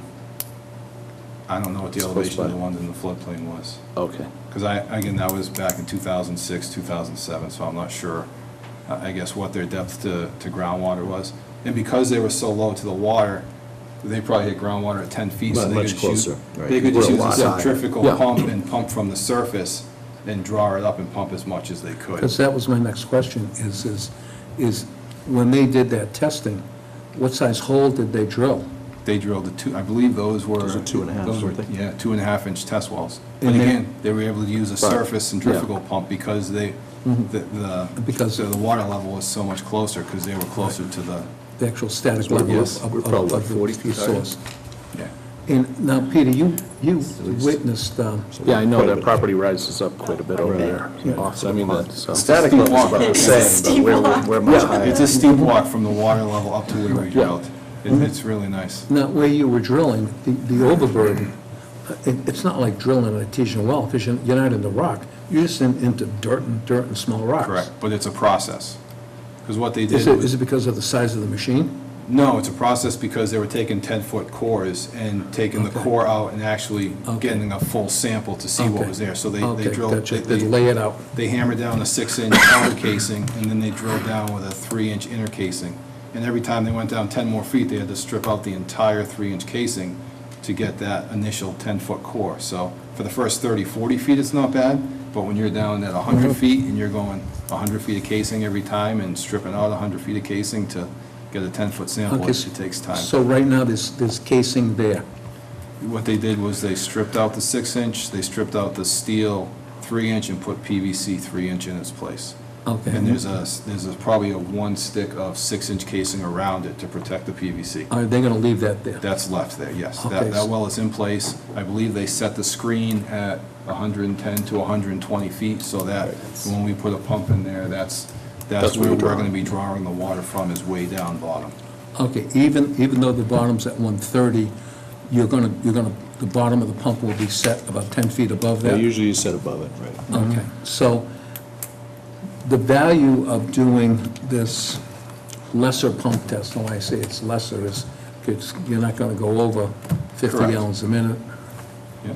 okay, is just to get a feel for whether this thing is real or if it's a ghost. It's all about what you were saying, recovery. It's making No, sure right. that you pump it and then that it's coming right Well, back. okay. Give you an indication of how much you might be able to draw. Yeah, I get a little knowledge, so you want to pump it, try to get if you're pumping 50 gallons a minute and you've got a constant static level to where it only dropped 2 feet, Right. that's good news. Right. Okay, and then when you shut it off, you stop the stopwatch. If it comes into equilibrium and it stops dropping, Right. and then when you shut off, it recovers, that's what you want. Right, And you get the offset well, so you have your 3-inch Yeah. test well, and you have probably 1.5 or 2-inch offset well, 2 feet on the side of it to monitor that yeah, static water that's where you level. put your probes and do your Exactly. testing. Right. So I think we're in a good position to just take that next step and continue to test with what's there. Get that initial information, and then, as I said, we can decide if you want to move forward with, to do the, unfortunately, to do the 8-inch well Yeah. is a much bigger machine that's going to require a lot more road work in order to get Well, that it's like machine the up. well drilling machines that we use for house building. Yes, That's but what they did this with is a small track machine. Okay, I understand that, So- I understand that, yeah. There's gonna have to be quite, it's not just gonna be, okay, we wanna do an 8-inch well and it's gonna happen next week. It's gonna be, we wanna move forward with that 8-inch well. What do we have to do to get the access way capable of handling that rig? Well, as long as, again, it's all about stable soil, and it's all about the width. I So, and the width's no different than if you're driving a pickup There's truck. quite a hill there, too. I Oh, I didn't see it, I You may apologize for have to that. pull it up with a bulldozer or push it, Well, something like If that. you wanna go for a 'cause- ride, we can take your truck up in there and you Yeah, can kinda see yeah, what's my there. old truck, not that I have a Your new old truck, Toyota. but I mean, yeah, It'll fit perfect. yeah, it'll fit perfect, yeah, but. It does, that's how Peter Newton got in there with his Toyota. Right up, Yeah, or you can walk it like Paul did. yeah. Okay, okay. Oh, You it's did? quite a walk, Paul, it's, quite a walk. it's a very nice piece of property. Nice I've up walked there. the trails around there, Yeah. so I know the general area. And again, so if you guys want to go see the sites, I can set that up and we can get you out there. So just, and again, it's one thing to look at it on the map, it's one thing to talk about, it's another thing to actually get out there and visualize and see where we're at. So you can see, there's probably a 50 to 60 foot elevation difference between the walking trails for Buffinville and where this piece of property sits up right Yeah. there, and it's only 200 feet away. Yeah, So oh, really? Yes. Oh, so it's quite, You're not. quite a yes, degree there. right. Yeah. It's more than 12 degrees? Kendra wore the wrong I wore shoes. the wrong shoes. Yeah, They slid down a little bit on and now, is Chapman still in the business? No, Chapman's long gone. long gone, yeah. And 10 plus years. And now, these guys, So- it seems like as soon as you go from 6 to 8 inch, it's like, all of a sudden, it's monetarily, it's a big deal, but they're not drilling rock, all they're doing is drilling dirt. Right. But So- to Peter's point, it's bigger equipment, it's longer, it's more intensive. I'm not disagreeing. You know what I'm saying? with you, Again, but- that's my negative attitude to some of this, So the oh, it's too big. The regular well rigs we see digging for houses around there, usually a 6-inch hole. It's not a simple matter than to put an 8-inch head on that. You've got to get a different machine altogether. Exactly. I believe gravel pack versus artesian well drilling is kind of a different animal as well, because I talked to Steve Silvestre about that, and he said he's not set up for that No, gravel he's not. pack well drilling. Yeah, but it's easier digging, though, No doubt. Yeah. Doesn't Yeah. make it less expensive. yeah. No, No, it shouldn't be, but again, I recall years ago, it's like 2 or 3 times more than the rock footage cost. You So find the you're- same you're- thing? You're Yeah. checking into They the get it 'cause they can't. submersible pump? Yes, I Still called- needs a metal I called casing couple to line people it for as you that, go? And I'm Okay. waiting for Peter Newton to get back to make sure that's the correct avenue to move forward with. Peter's back this week. So, yeah, so I'm So- away next week, but I'll try and leave him an email with what I'm Well, thinking. I don't know if you're available later this week, but he Yes. should be around later this week. All right, excellent. I think So- he said he was potentially coming back tomorrow. Oh, definitely, so we can touch base, and by the end of the week, and kind of just Exactly. kick it around and try to identify which way to move forward. And I guess make sure that that's a good, what my thoughts are might be a good way to move forward. Well, sounds good. Good. Great. Thank you very much. Yeah, That's all, that's all we have. Sorry to keep you waiting. Sorry, kind of problem. Have a good evening. You too. All right, next up, we have North Sturbridge Road. Mr. Leonin, you want to come forward, please, and take the hot seat? Mr. Chair, I'm going to recuse myself at Sure. this time. I'm good. And you as well. Mr. Chairman, IPP company. That's all right. through the chair, prior to opening up the discussion with Mr. Leone, I'd like to discuss with the board the possibility of making the letter that we received public. I have no, I don't know. Sue, have you heard anything about that? Yes, he said, It said yes? Yes. Okay. Let me Because I was just just find it. reading the top portion there Yep. where it says. Excuse me. Just, Oh, if it's okay with him? Yep. So it says, I do. Hi, Sue and Paul. I will make the change you pointed out Friday, thanks. As for the release of the letter, it is protected by attorney-client privilege, so you do not have to release it. The commission can, however, waive the privilege as to the letter if it believes that doing so is in the best interest. Since you will be discussing the content of the letter at a public meeting and taking action based on the advice given, it may be beneficial to release a letter ahead of time, but that is up to you. Please let me know if there's any other questions or if you'd like to discuss the pros and cons of releasing the letter. Just so that everyone's fully informed and it's part of the open and transparent process, Mr. Leonin has access to the information that we have received. I would like to make a motion to make this letter public. At this moment, or a little later on, At this moment. yeah, this is a letter, an answer to our attorney. We asked him to get his opinion on it. You had your, attorney's opinion, and so we thought we'd get ours, and the thought was we might be able to share that with you, but we didn't want to do that because we didn't have authority from him to release it. He said in the very top of it, it's attorney-client privilege, and that is not public information. But apparently he has, and we've been asking for an answer from him before tonight's meeting, and I guess he said it's okay to give you a copy of it, and we don't have objection to that. It was just, we just didn't want to, go against his wishes. My attorney's Yeah, letter was so, talking about. I just wanted to give a little bit of an insight first as to what's going to happen in case there's anybody at home that's interested in this. You had a failed septic system and went and put a line in with the approval of the commission. It was mostly cross-country, but it went on to, eventually to North Sturbridge Road, at which point you went about, 560 feet or something like that to the nearest manhole at the end of Freight House Road. And since that time, Mr. Lemansky, that was what, 2002, 2004? Somewhere around there. In the meantime, you had permission to use it, and you've been doing it all these years, and apparently there's been no issues with it. And then more recently, 2007 or 8, Mr. Lemansky added another piece that would eventually go to Ronnie's, but that butts into the portion that you had left on North Sturbridge Road. And we went to give some people on that way permission to tie into it, at which point you came forward and said, wait a minute, I still own that portion, you can't do it.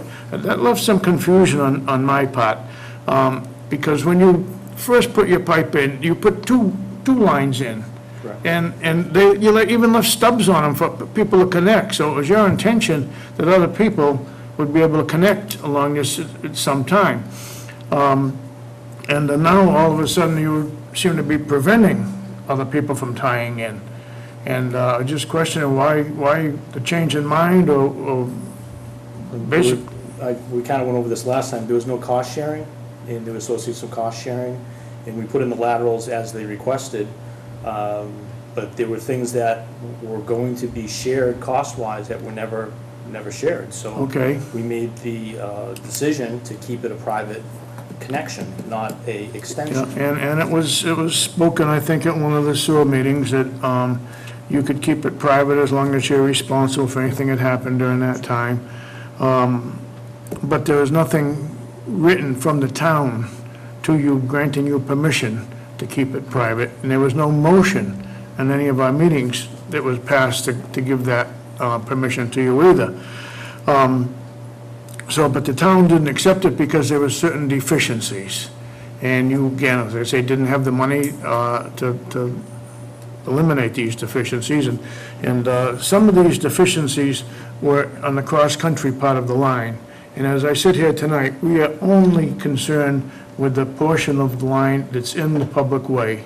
The cross-country is still yours to own, but we can't tie other people into the line, and I guess there are at least two people further up that have failed systems or trying to sell their house or whatever the reason is that would like to use that line.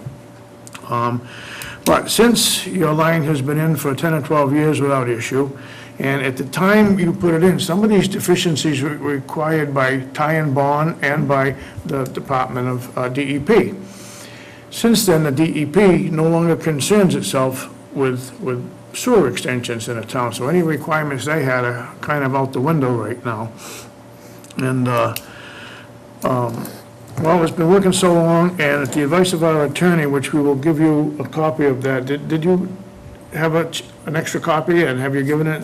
I think he started with the motion and then seconded it. Yeah, okay. You can finish No, with your explanation, and then I'll with that, motion. Anyhow, now's the time to let Mr. Leonin read Okay, read well, that, let's- and so finish with your motion. I'm sorry I interrupted it. No, that's okay. Through the chair, I'll make the motion that we make the letter from our attorney public so that it can be shared with those who may want to view it. Okay, do we have a second on that? Second. And any discussion on why we should or shouldn't do that? The only thing that I would say is, I know it was shared with Ms. Craven, but I think that we do need to share it with the Board of Selectmen before we do take a vote, would be my only thing. But I have no objection to sharing with everybody right now. And it would be available. Okay, if you have no objection, then I'll ask all those in favor to let Mr. Leonin read the letter at this time, please say aye. Aye. Aye. And I guess Sue will have a copy for you. And we'll give you a few minutes to read it over and get the gist of what he is saying should be done. And while, I would like to, just if I might, I know, Paul, you and Jen were both present for the conversation with the attorney. Is there, do you want to discuss, Jen, what the conversation was that led up to the letter, in your estimation and opinion? Paul probably might have, you probably have a better timeline than I do. I don't really, we had given him, Sue would probably know better, we had given him results of any meetings that we'd had back in, way back, and try to get him totally informed as to what the situation was, because I had made a drawing too, because he had the drawings from Mr. Leonin, but they didn't include the Lemansky part of the line because it wasn't there at the time. So they were complete for what he did back in 2002 or 4 or 6, whenever those as-bills were done. So I did a hand sketch myself and labeled where Mr. Leonin's line goes, where it goes down North Sturbridge Road and ties into the Freight House Road manhole. And then I drew Mr. Lemansky's line and showed that the part that's in question right now, how can we send our customers through that line to the manhole? And so the attorney, I think, had a pretty good grip on what, and given what he wrote us back and the examples he gave us of previous cases, I think he understood the problem quite well and had what we'd sent him in terms of minutes and stuff like that to back it up. That's pretty much the gist of it. He quoted a couple cases, and those are noted on page 2. Pretty much falls with the letter. And he was working off the, I want to say Melanson, but it's not Melanson, it's, Yeah, it's one. was it Melanson? The audit. The audit that was done for the timelines and everything. He Yeah. felt that was the Yeah, yeah. best. I remember that now too, yeah, so the forensic audit.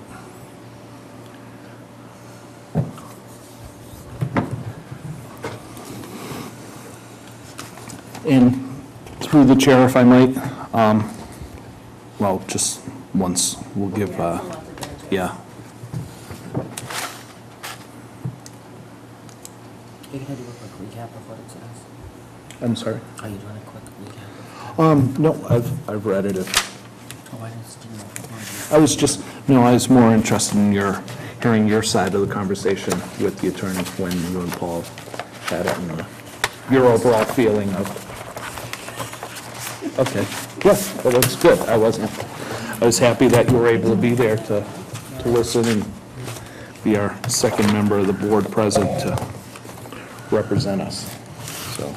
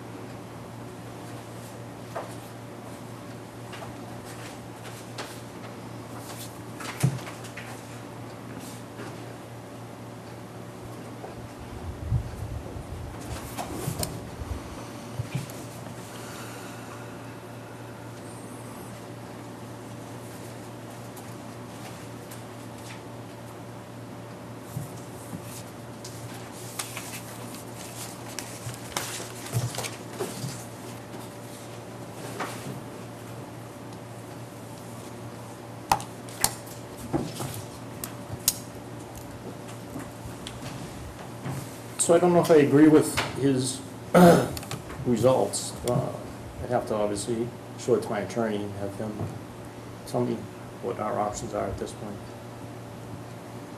Okay. Through the chair, if I might. Yeah. The last time you were here, I invited you to please bring any documents that you felt were necessary to provide to this board that might show your ownership of the said line that you lay claim to. And just provide us with any information you felt that we didn't have.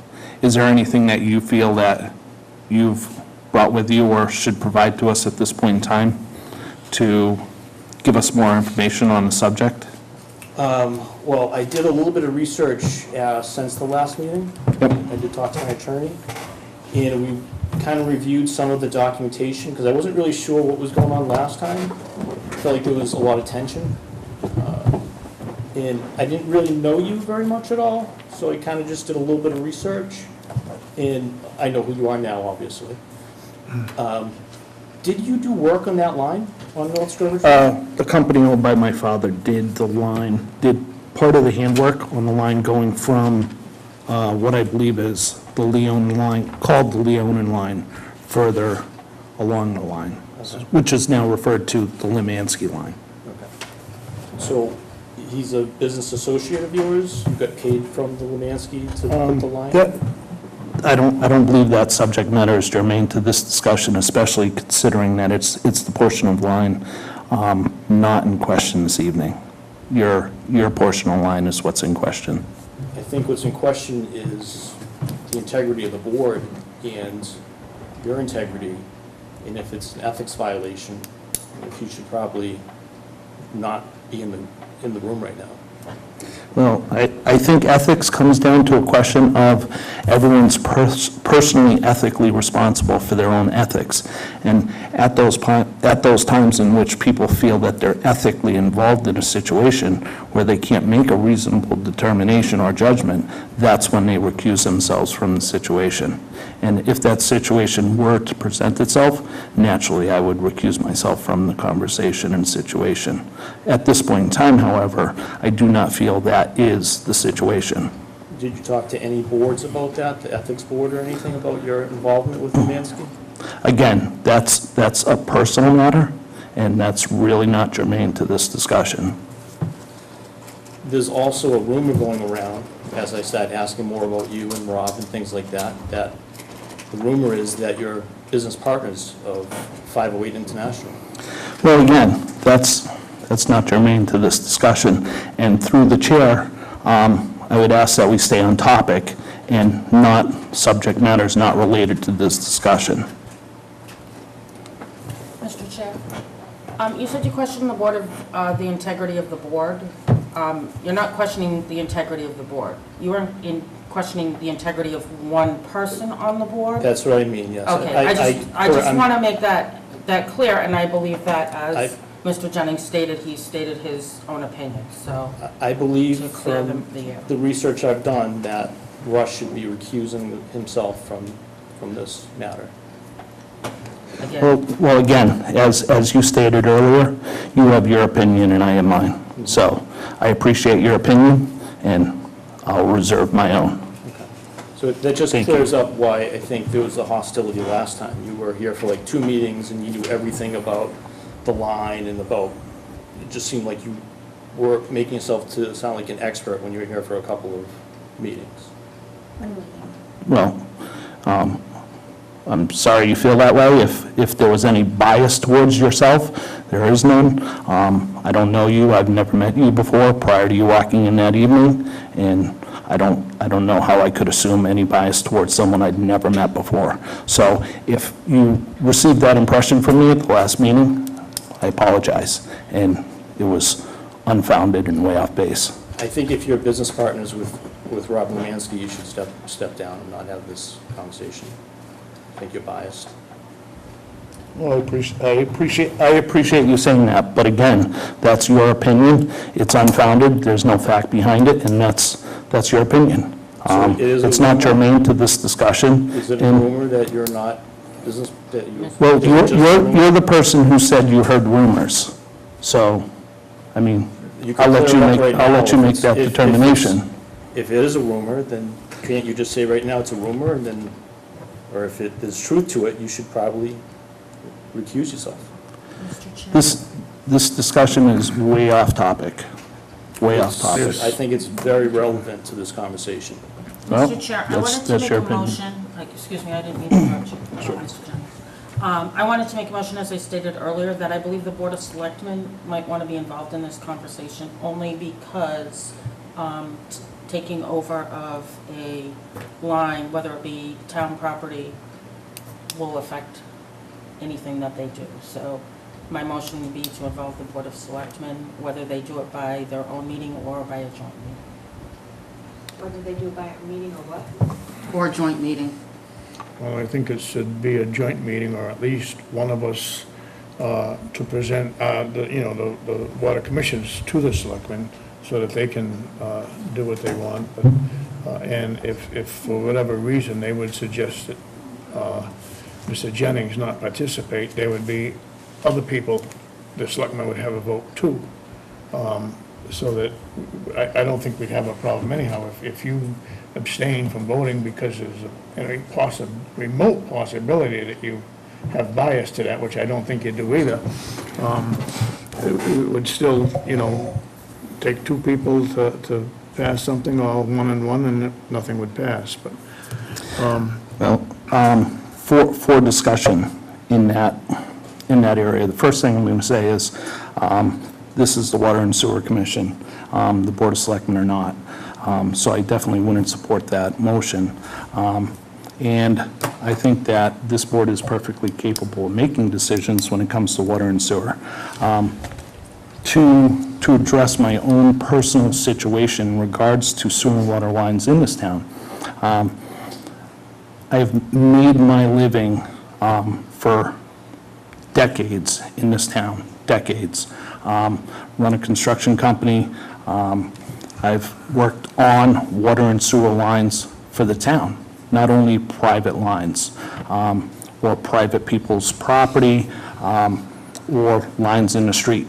So I've touched a lot of properties in this town, and if I were to say, just because I worked on a road or a piece of sewer pipe or water pipe on a certain road, that I would have to recuse myself from any and all discussion on that road or that area, there's really no point in me sitting in the seat. And when you work on as many properties as I have in this town, and overall, your amount of exposure to individual properties goes way down, being that I don't have conflict on a line that's 1/100th of my income for the year, because it's not a conflict, and it's a reasonable decision that any person would make is one of the determining conflict issues. I personally don't believe I have conflict in this situation. That's why I'm still sitting in the chair. It's not your decision. It's not your decision. It's not your decision to tell me whether or not I have conflict. And I strongly oppose the accusations and just the mere mention of it. So if you want to take that up at another place, location, I'd welcome you to do so. Tonight's not the forum for that. We're here to discuss water and sewer issues, not Russ Jennings. So, okay, and I don't want to really go against you, Jen, but Copeland and Page, our attorneys, didn't say anything about consulting with the selectmen. They seem to think that our board had the authority, in this case, to make a decision. And with that in mind, and considering all the other things we said, I would entertain a motion to accept the line as it stands right now, and I'm talking again, only the portion of the road, and at this time, the Water Sewer Commission should accept that as a public line. Mr. Chairman, through the KP Law letter, as well as the, is it Melanson Health Report? Melanson Health Report. Both of these letters recommend to the town that we accept the Leonin line. So based upon their recommendations, I would make a motion to accept the Leonin line as town property and move forward with allowing other people to connect to that line. And again, only the portion within the public way. And only the section of the Leonin line, as discussed. So is this what they're talking about in the letter? This is the public hearing that they're talking about, that you can vote to accept the line? Yes. Like right now, right here? So I don't have an opportunity to talk to my attorney about this? And this, I've got this, what, 5 minutes ago? I think that during discussion, if we want to entertain discussion with Mr. Leonin, that would be the point. I thought we would try to make a motion, and if he doesn't agree with it, then he would pursue it differently, On his own. yeah, on his own. Okay, well, Is that? my motion Does stands. that sound like what Rob would want? Excuse me? Rob Lemansky? Rob Lemansky's not in the room. I just Okay, didn't there's think that is three, there's something three that- of us in the room right here. So please contain to the three people that are in the room. We have a motion on the floor, do we have a second on It that? sounds like Rob's still in the room. I second the motion. Okay, at this time, is there any more discussion on it? No, hearing none, all those in favor, please say aye. Aye. Aye. Nay.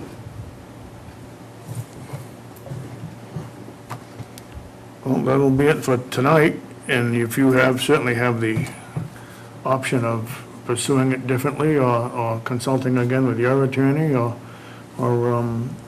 taking it to the selectmen yourself, if you think that's where it should go.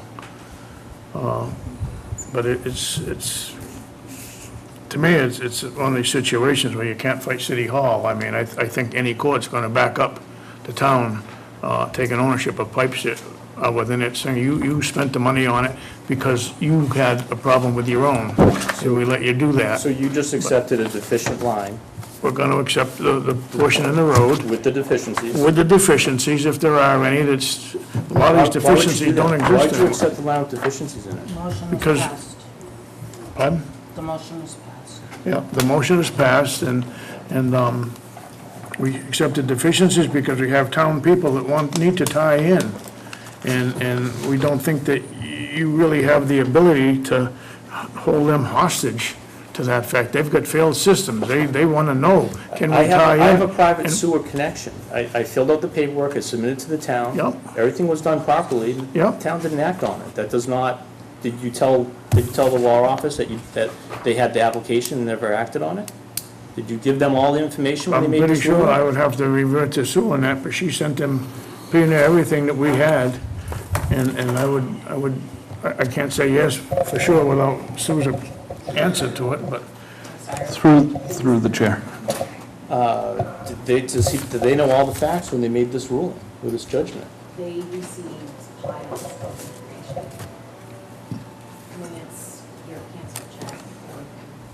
They knew that we submitted an application for a sewer connection and the board held it and didn't act on it? That I don't know. I didn't read everything, there was so much. I don't know if I don't know if I disagree with this. I would like an opportunity for my attorney to review this before you make a judgment to accept the line. I think that's so wrong. It doesn't surprise me, but I think it's very wrong. And I think you're biased. Well, again, as I stated earlier, you're welcome to your opinion, as I am. And naturally, there's other places you can go other than this office with your opinion, and I would welcome you to do so. I think we've discussed the subject matter, and it's, at this point in time, we're through discussing it this evening, and any other discussion, naturally, you're welcome to discuss with whomever you'd like to, but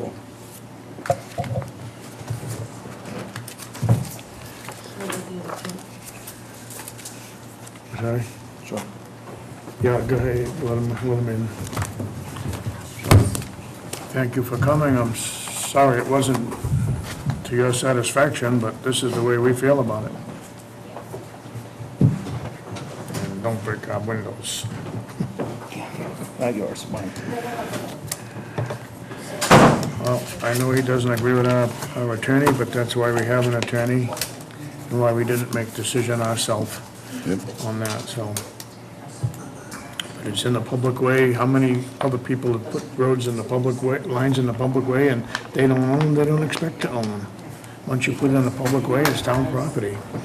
Well, that's why I said, if he would like to present information that stated otherwise, he's more than welcome to. And the attorney gave examples of this in the past, where there's always I been was town property. asking Jen, I just wanted to clarify something. You made that motion to accept the line and, with Rod being able to connect and others to connect. Jen seconded it. Yes. You voted yes, and she abstained. No, I She voted You no. voted no. Yeah, no, I And I heard can do that. that. That's Yeah. correct, yeah. I vote second That's because, where I was. You seconded the motion. right. You didn't vote Yeah, in you favor seconded of for it. discussion. I thought it was going to be the same thing. You seconded. No. or forwarded. Second means you can move forward to discussion, most of our No. discussion is before. So- She's within her rights to do that. Okay, I just wanted to clarify. If she didn't, I probably would have seconded. The chair doesn't usually second things, but we have the ability to do so. And is your reservation, Jen, only because you want to run it by the selectmen? Yeah, or- I just think this is gonna be a hot mess. Or do you not agree with the Are we attorney? still online? Are we recording, Drew? Always. Yeah, Oh, great, hi. Big brother. I want to give a shout out to Mike. Mike's my fan. He watches me regularly. That's what we were looking for. Yes. Perfect. A lot of people in the industry don't like it. all right, back to the agenda. Thanks for the Where's call. the agenda? Okay. I guess continuing on here, Peter, can you advise us on Chapter 61A release of 107 Coburn Road, please? Sure. So the property owner at 107 Coburn Road is looking to remove 17.1 acres of their 127-acre parcel to do a solar panel improvement. So I don't believe they're releasing the full parcel, and because of our interest in land for future water and sewer issues, we've been added to the list of people to get recommendations for to the Board of Selectmen. So at this time, I'd recommend that we make a recommendation to the Board of Selectmen not to exercise the right of refusal on this property. Do we need a motion for that? or- Yes, Yeah, please, and then I'll okay. send a letter referencing the motion and the vote. Someone like to make that motion? I just got a question before we go. Yeah. Whereabouts is this in relationship to Partridge Hill? The other side of it. Oh, this is, You see it sorry, on the- I need to turn to the next page. Yeah. Okay, Is it on? Yeah, it's on. yeah. So is it down in the valley there?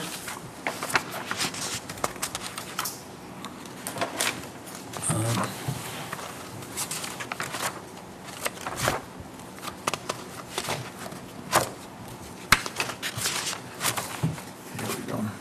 Yeah, so that, What is outlined, Peter? The 17 acres or the whole 127? I think it shows you the full, one map, the assessor's map shows you the full parcel. Yep. And the page before that shows you, I believe, the full parcel, and the shaded area shows you the 17 acres they're looking to remove. So it looks like they have a small access route off of Colburn Road, yeah, and you can see where Partridge Hill Road is to the east of the parcel. Go to the next map. Paul. There you go. That's Partridge Hill down. so as we go can't from read the these, they're too property small. out to Coburn Road Yeah, and you Partridge Hill is continue, okay, you'd yeah. be in South Charlton Reservoir. Yes. Okay. So it looks like the intersection of Coburn and Partridge Hill is just, I guess that would be southeast of the property. Okay, and that's Wolf Swamp that's down there? Looks like it. Okay, that comes from behind the Beagle Club. All right, okay. Okay, do I have a motion on that, please? Make a motion that we not accept or not exercise, thank you, Jen, Am I right at first? our right of first refusal for the property at 107 Colburn Road, specifically 17.1 acres, 11 acres, as printed. Second, anybody? I'll second that. Okay, any more discussion on it? That motion is to recommend to the Board of Selectmen they not exercise their right. Right, Great. a negative motion. All right, no other discussion? In that case, then, all in favor of passing that motion? Please say aye. Aye, aye. We're all in, Sue. Next on the agenda, Okay, moving on to old business and Kevin Pecos salary. Kevin Pecos salary. Are you on that, or is Rob on that, or Well, what have you found? So we found that in the past, there was approximately $89,000 paid to Kevin Pecos Right. from the sewer. Most of it, the majority of it was paid for from the sewer enterprise budget. There was a portion paid from water, maybe $2,000 or $3,000. And in talking to Robin Craver, she said that if we wanted to reimburse that money, we can do it at a special town meeting, and we can take it from either the receipts reserved for appropriation for the water superintendent's salary, or from the receipts reserved for appropriation for the water capital fund, which are the two budget line items that we have based on the ExxonMobil money. I know I've always said that it should come out of the funds that were provided by ExxonMobil for this specific position. Which is the water superintendent salary, Right. so. Okay, so now you, so the balance in there right now is 109? The balance will be approximately 109 after we certify, again, because in FY18, there's additional money that was not used for my salary, and then this is after FY19 salary is approved. Okay, so in the amount, where did I just see $89,000? I said it, I didn't Okay. have that on there. Okay. So then that would leave a $20,000 balance in that account? Correct. Okay. All right, and that would be exactly what we said we were gonna do Yep. some 18 months ago. Correct. Okay.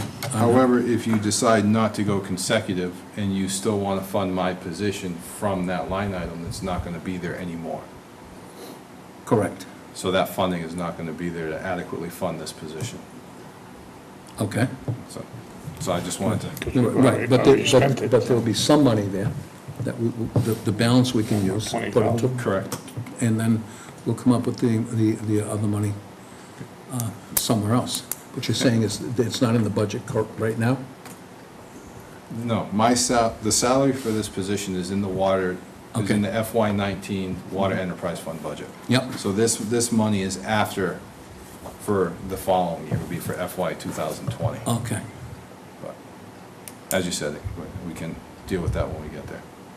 Okay, I'd like to make a motion that we do this exchange and take the money out of the RRFA Water Superintendent salary, which was initially provided by ExxonMobil, $200,000. Second. Second on that, any more discussion on that? Hearing none, all those in favor, please say aye. Aye. Aye. Aye. No, Jen, I'm sorry, what was that? that was a no. Do you want me to get you an exact amount, or, we have the spreadsheet done, I just didn't bring it. Do you have it? The exact amount that we're going to, So, if you look at Kevin, this is what we could find from his pay stubs. yeah, You'll see this was paid for from the water salary, that was paid for from the engineering consultant, and this is what was paid for from the sewer salary, was that total. His entire total was $86,000. okay. So if you just want to let us know, because again, I'll put that, I'll send this to Donna and Robin so that they have it queued up for the special town meeting for a transfer in October. Okay, so you've got three totals, well, actually, there's three columns here, Peter. There's the water salary, then there's sewer engineering, and then there's water salary, Sewer salary. excuse me, sewer salary. All three of those total the 86,166,14.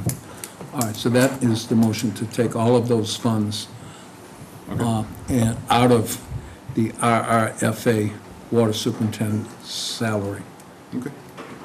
which the origin of that money was from the ExxonMobil $200,000 account.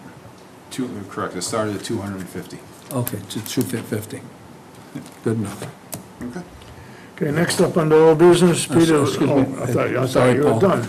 Well, now, then the line after, Peter, you got this, the balance in the RRFA Water Capital Fund, where'd that number come from, $1.4 million? It was at 1.5 million, but we used 100,000 of it to fund this year's capital expense line item in our water budget. So that was part of your settlement. Part of the settlement was $250,000 was going to the Water Sewer Commission to fund the water superintendent salary. Yep. And the 1.5 million was going to the Water Sewer Commission to fund capital improvements that may need to be made on the water infrastructure. That way there, it's kind of, it set us up with a nice nest egg if we decide, we already own the infrastructure, we have to pay the cost regardless, but if we do go consecutive, or if there are any major improvements that need to be done, it's just a nice starting point or a nice reserve for us to be able to cover those costs. All right, and now, this number here, the 1.4, Yes. did you come up with that number, or did Donna gave you that number? Well, again, it was 1.5, but we Correct. used 100,000 Okay, which- from there to fund this year's FY19 operating budget. All right, and that was you just doing the subtracting? Okay, because we still haven't seen any figures from the finance director. Correct. So, Dawn, I spoke with Donna, I was gonna go over that in my superintendent's report, but she has come, she's changing the way that things were done, tracking our budgetary stuff and money coming in and money going out. She's gonna do it all on one, I'm not sure how she's gonna do it, but she's gonna get it squared away. She's doing it her way, because I think previously she was doing it based how the former accountant was doing it. And in what she had to deal with DOR, she's come up with a new process that she wants to use. The first month she's using it is July. So come mid-August, she should have all of July stuff squared away. She said she would come to your meeting your second meeting in August to show you what she's doing, how she's doing it, and meet with you and discuss that at that time. Okay. So hopefully she will be here to, I'm not sure what she'll be able to tell you previously, but she'll be able to tell you this is how she wants to do it moving forward, where she'll show these are the monies available for water sewer. This is the interest that it has made, and this is how she's transferring it so that it remains ours. All right, and so she did mention interest, all our accounts Yes. are receiving interest. It's a start. I don't know what's happened in the past that you Yeah. think, but moving forward, yes, the process is there's somewhere that she can track the interest, the balance and the interest associated with that balance. Okay, and the key, the key point for me is this 89,000 is going to get put back into the sewer side of our account. Yes. And by doing that, it will then reflect a true retained earnings After it's moved. After July 1st. You won't see that till after July 1st, 2019. Because we're in Got a F1. vote. Just because the way it's moved? Well, last year is closed already. Okay, it's closed. Last year's It's closed, closed, so right. when we transfer this in October, it's going into this budget cycle. So you won't see it as retained earnings until after that budget closes on July, When it comes to these dollars and cents, I kind of got a simple mind. The simple mind is that the sewer department has a passbook, all right, savings account. All right, in that passbook, we draw money out, we put money back in. Historically, that passbook had balances from, I remember, 1.3 million down to about 850,000. when you say balances, you mean retained earnings. I mean retained earnings, right. Except when, and again, when Dawn is here in August, she'll be able to explain this all right, better. but- right. It's not that simple. Actually, when I talk to Joan, it is that No, simple. I'll let It's Donna complicated answer the way that. they move the money around, I understand that. But the thing is you know, there's, you know, they don't have things in there eating the money away. It's there. It's accounted for. That's why they do the very meticulous job they do for each line item. That's not how Donna has explained it to me in the past, so Well- she'll explain it when she's here in August. and, okay. It's, We'll be able to hear directly from her. yes, definitely.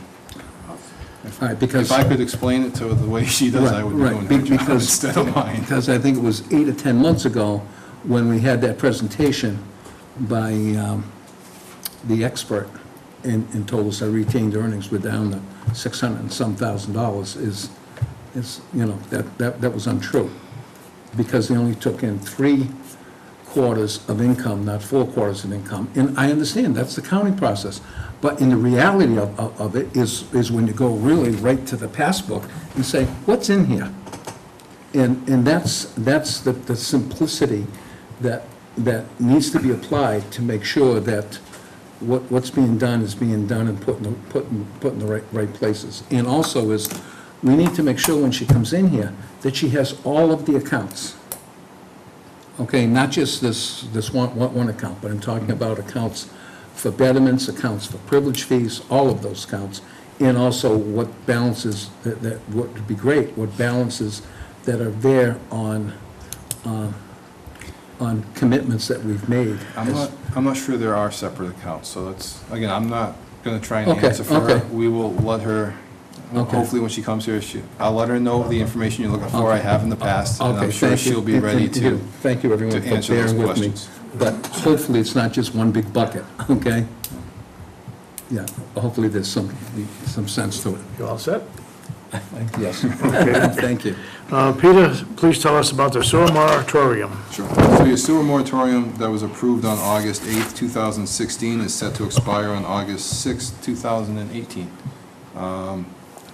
You were scheduled to have a meeting on August 6th. We're going to talk about that later. In case we don't have that meeting, it might be worth our while to discuss why the moratorium was put in place in the past and if we want to renew that moratorium now moving forward for the next 2 years.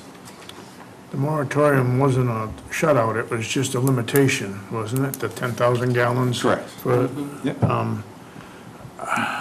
The moratorium gives you the ability to say no. Of large users. Correct. So in other words, if in fact. Extensions, large users, Yeah. yes. Right. it just had to come before this board Yeah. on an individual basis. My personal thoughts are to extend the moratorium.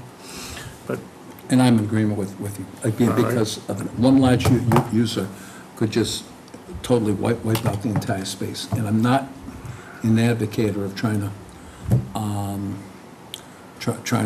put a damper on commercial development, or even large residential development. But what this does is, it allows us to somewhat maintain an open window for those who are already here, who haven't made that decision, and they should make it soon, of whether or not they want to connect. And just to break this down further for myself and as well as other people watching, the gallons per day, you say 10,000 gallons per day of capacity. Your average residential house, 300 to 500 gallons per day.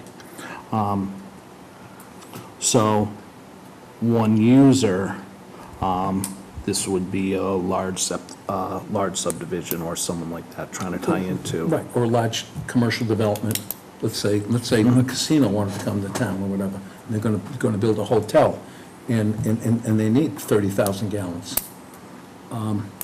We'd have to swallow hard for that, that's, And it's tough. the reasoning behind the limitation is right now plant can handle 450 a day, but we're at uses of 200, and then with heavy I&I and heavy flow, 3 1/4. And it's In ammonia also, right now. Is that the, it's also reserving capacity for those who have paid betterments but have yet to connect. So I think the important thing, to renew this moratorium now, I think we also have to move forward, letting people know who are on phase 2 that have paid the betterment that your capacity has been reserved for the last 20 years based on, or 18 years based on you paying the betterment.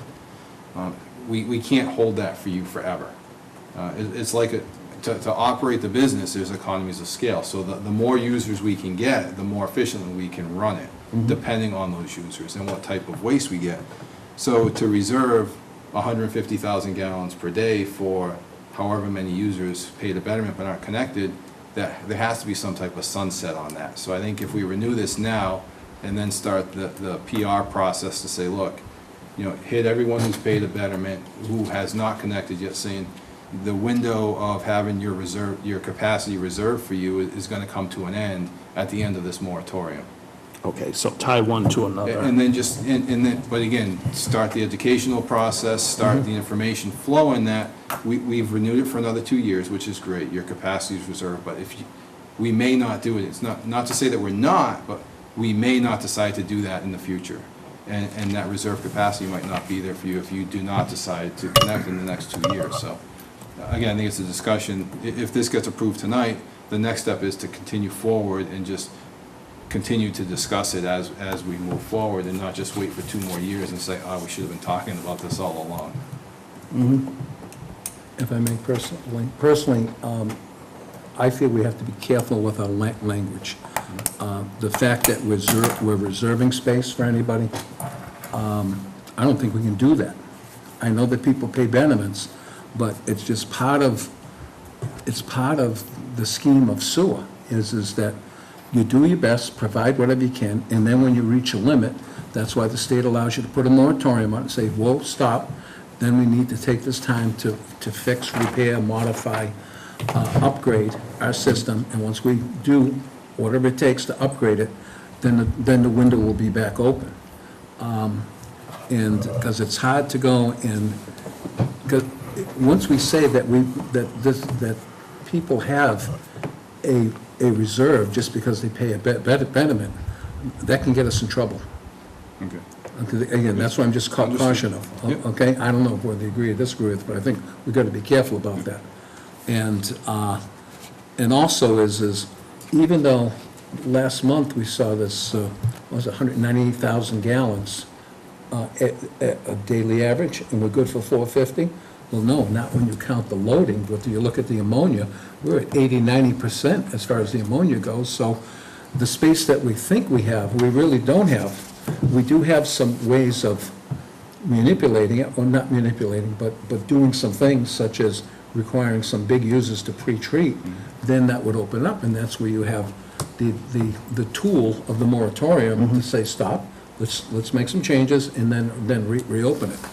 So, but I'm a big advocator of, if something comes along and we're unprotected, someone can come in and take all our space. Within, up to a point, they could take up to 80 or 90% of our space if we don't have this in place. So, They could take more. well, they probably could take more, we don't know. Well, hopefully in the way I look at things, over the next 2 years, we're able to make changes to the system that will allow us to provide more space, so. We could invite some big users in. Sure. Correct. Right. All right, did you make a motion on that? I think you just gave me your opinion. I did give you my opinion. I think I made the motion, last time. The previous motion was, So I think, just change the date. correct, I think the date needs to be changed to August 3rd, 2020, and just read the motion in its entirety just to have it read into record, I think we'll be good to go. And what about the date further on down? It would be August 6th, 2020. August 3rd, it'll be the same date as up top. August Up top? Okay. So, it's 2020, the 3rd. August 3rd, 2020. Okay, you got this, sir? Okay. All right, I'll make a motion to extend the moratorium to August 3rd, 2020, subject to the fact that it can be modified by the commission within these 2 years. The purpose of this motion is to orderly and fairly allocate the prescribed capacity in the following manner and amounts. The capacity is 100,000 gallons per day of residential like sewage, 50,000 gallons per day to be reserved for residential use. the residents within the current sewer area and 50,000 gallons per day to be reserved for commercial and industrial growth.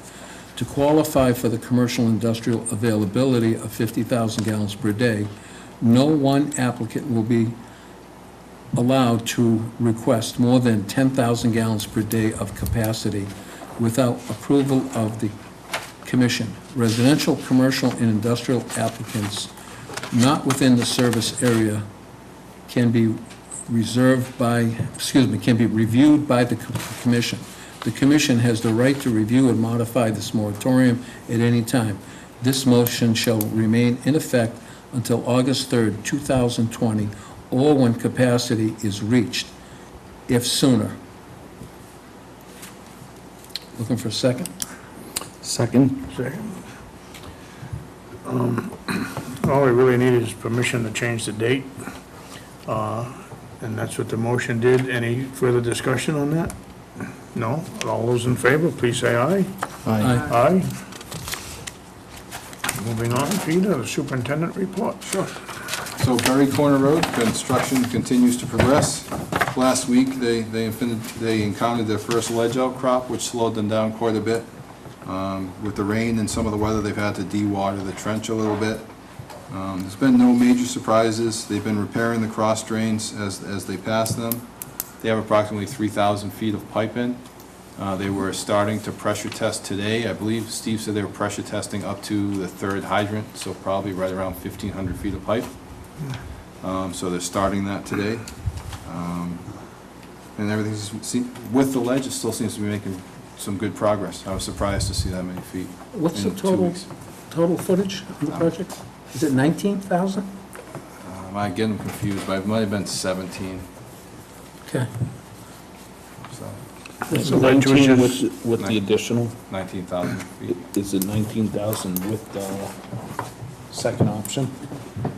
Possibly. The second option 2 was pretty short, though. It's just to the town line. Yeah, it's like 1,500 feet or something, right? The ledge was just gonna be hammered out?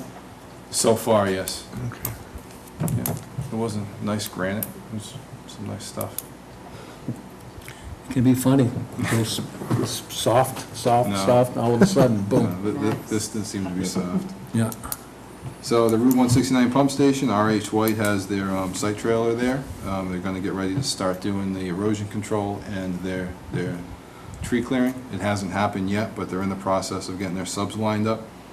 We have an initial pre-con site meeting there this Thursday.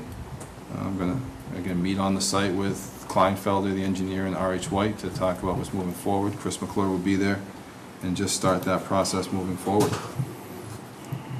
Paul Rodman from Veolia is working to finalize the flow monitoring data for the I&I study, and once that's complete, he'll be in front of us to give us a report of what they found. So it'll be interesting to see what they show. As far as the water rate study, I've been working with Mark and Matt Abrahams to get them the information that they need to keep the water rate study ongoing. They're reviewing that information, and they plan to be at your meeting on August 20th with the draft water rate study.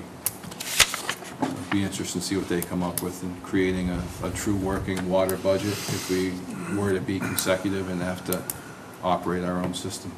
And then if determining whether or not there'll be enough revenue to support that budget, so. Are they gonna take, they're gonna take future customers into that consideration, right? Not to start. Not to start? Oh, they're not, okay. No, because again, we can decide to go consecutive immediately and start the process before the new customers are eligible or before the construction's completed for them to connect. So to start, no. If we decide Okay. to add that in the future, to say, okay, let's wait until the Berry Corner Road's complete and there's 80 new customers, what's that change our budget to look like? And we can do it at that time. But to start, no, they're gonna do it as is, because that's what we Okay. have specific data So for. no future projections? No, not just current with actual data. Okay. Excuse me. The rate study is based on current connected customers to water? Yes. Okay, and there's going to be no provision as far as doing calculations of of future customers that we know are gonna connect? Initially, no. We're gonna try and do it for what is existing. You know, that's not gonna give us the answers we need, because we don't have enough customers. We don't have enough cash flow. How do you know that? I'm just taking a guess, but the guess is I put money on it, okay? It's gonna be close. Yeah. I think we need to know the true data for what's existing, because that's what we have Correct. but data we- for. but- And then from there, we can extrapolate out and It's an hypothesize easy add-on. with the 80 new connections. But I would think that we would want the expert bean counters. He will, they will. Oh, But initially, That's what I'm asking you. The initially, no. initial study, no. The initial part, no. Okay, so the appendix is gonna have, Yes. Old Worcester Road, Morton Station, you know, the schools, Bay Path, Masonic Home. Possibilities. Yeah, I mean, Masonic Home is, I don't know, 50, 60 grand a year. Correct, but you don't know if that's going to be in 2019, 2020, 2021. So to truly compare what we have, to get the base, Yeah. to get the base study is going to be with what we have, that we know we have, and that we can say, so if you were to decide yes tomorrow, we can't go to DP and say we want to become a consecutive water supply, knowing we're going to get 80 new connections in possibly a year and a half. Because we don't know when that's going to happen. Well, we know when Masonic Home's gonna happen. We should have a pretty good estimate based on the construction projections of when that line can be connected. Right. Because it's getting connected right here at Charlton Center. It depends on nothing else other than North Main Street line coming to the center and taking a right turn and going up the hill. And the pump station design and build up. Yeah.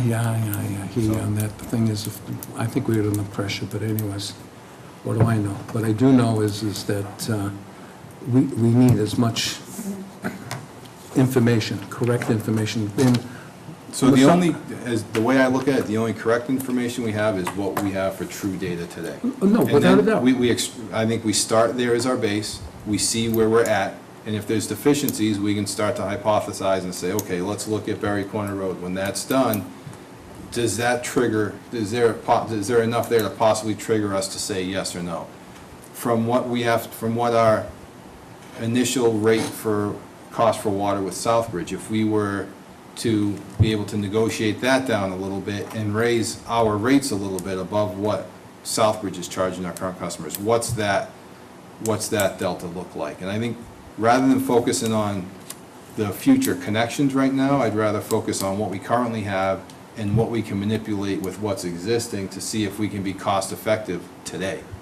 And then if we can't make that happen, if that gap is too wide, then we go back and we say, okay, what happens when the 80 new connections on Berry Corner Road are connected? Then maybe that's the tipping point where we say, okay, now we can go consecutive. And then that becomes hard data because they're actually connected. We go to DEP and say, now we're ready.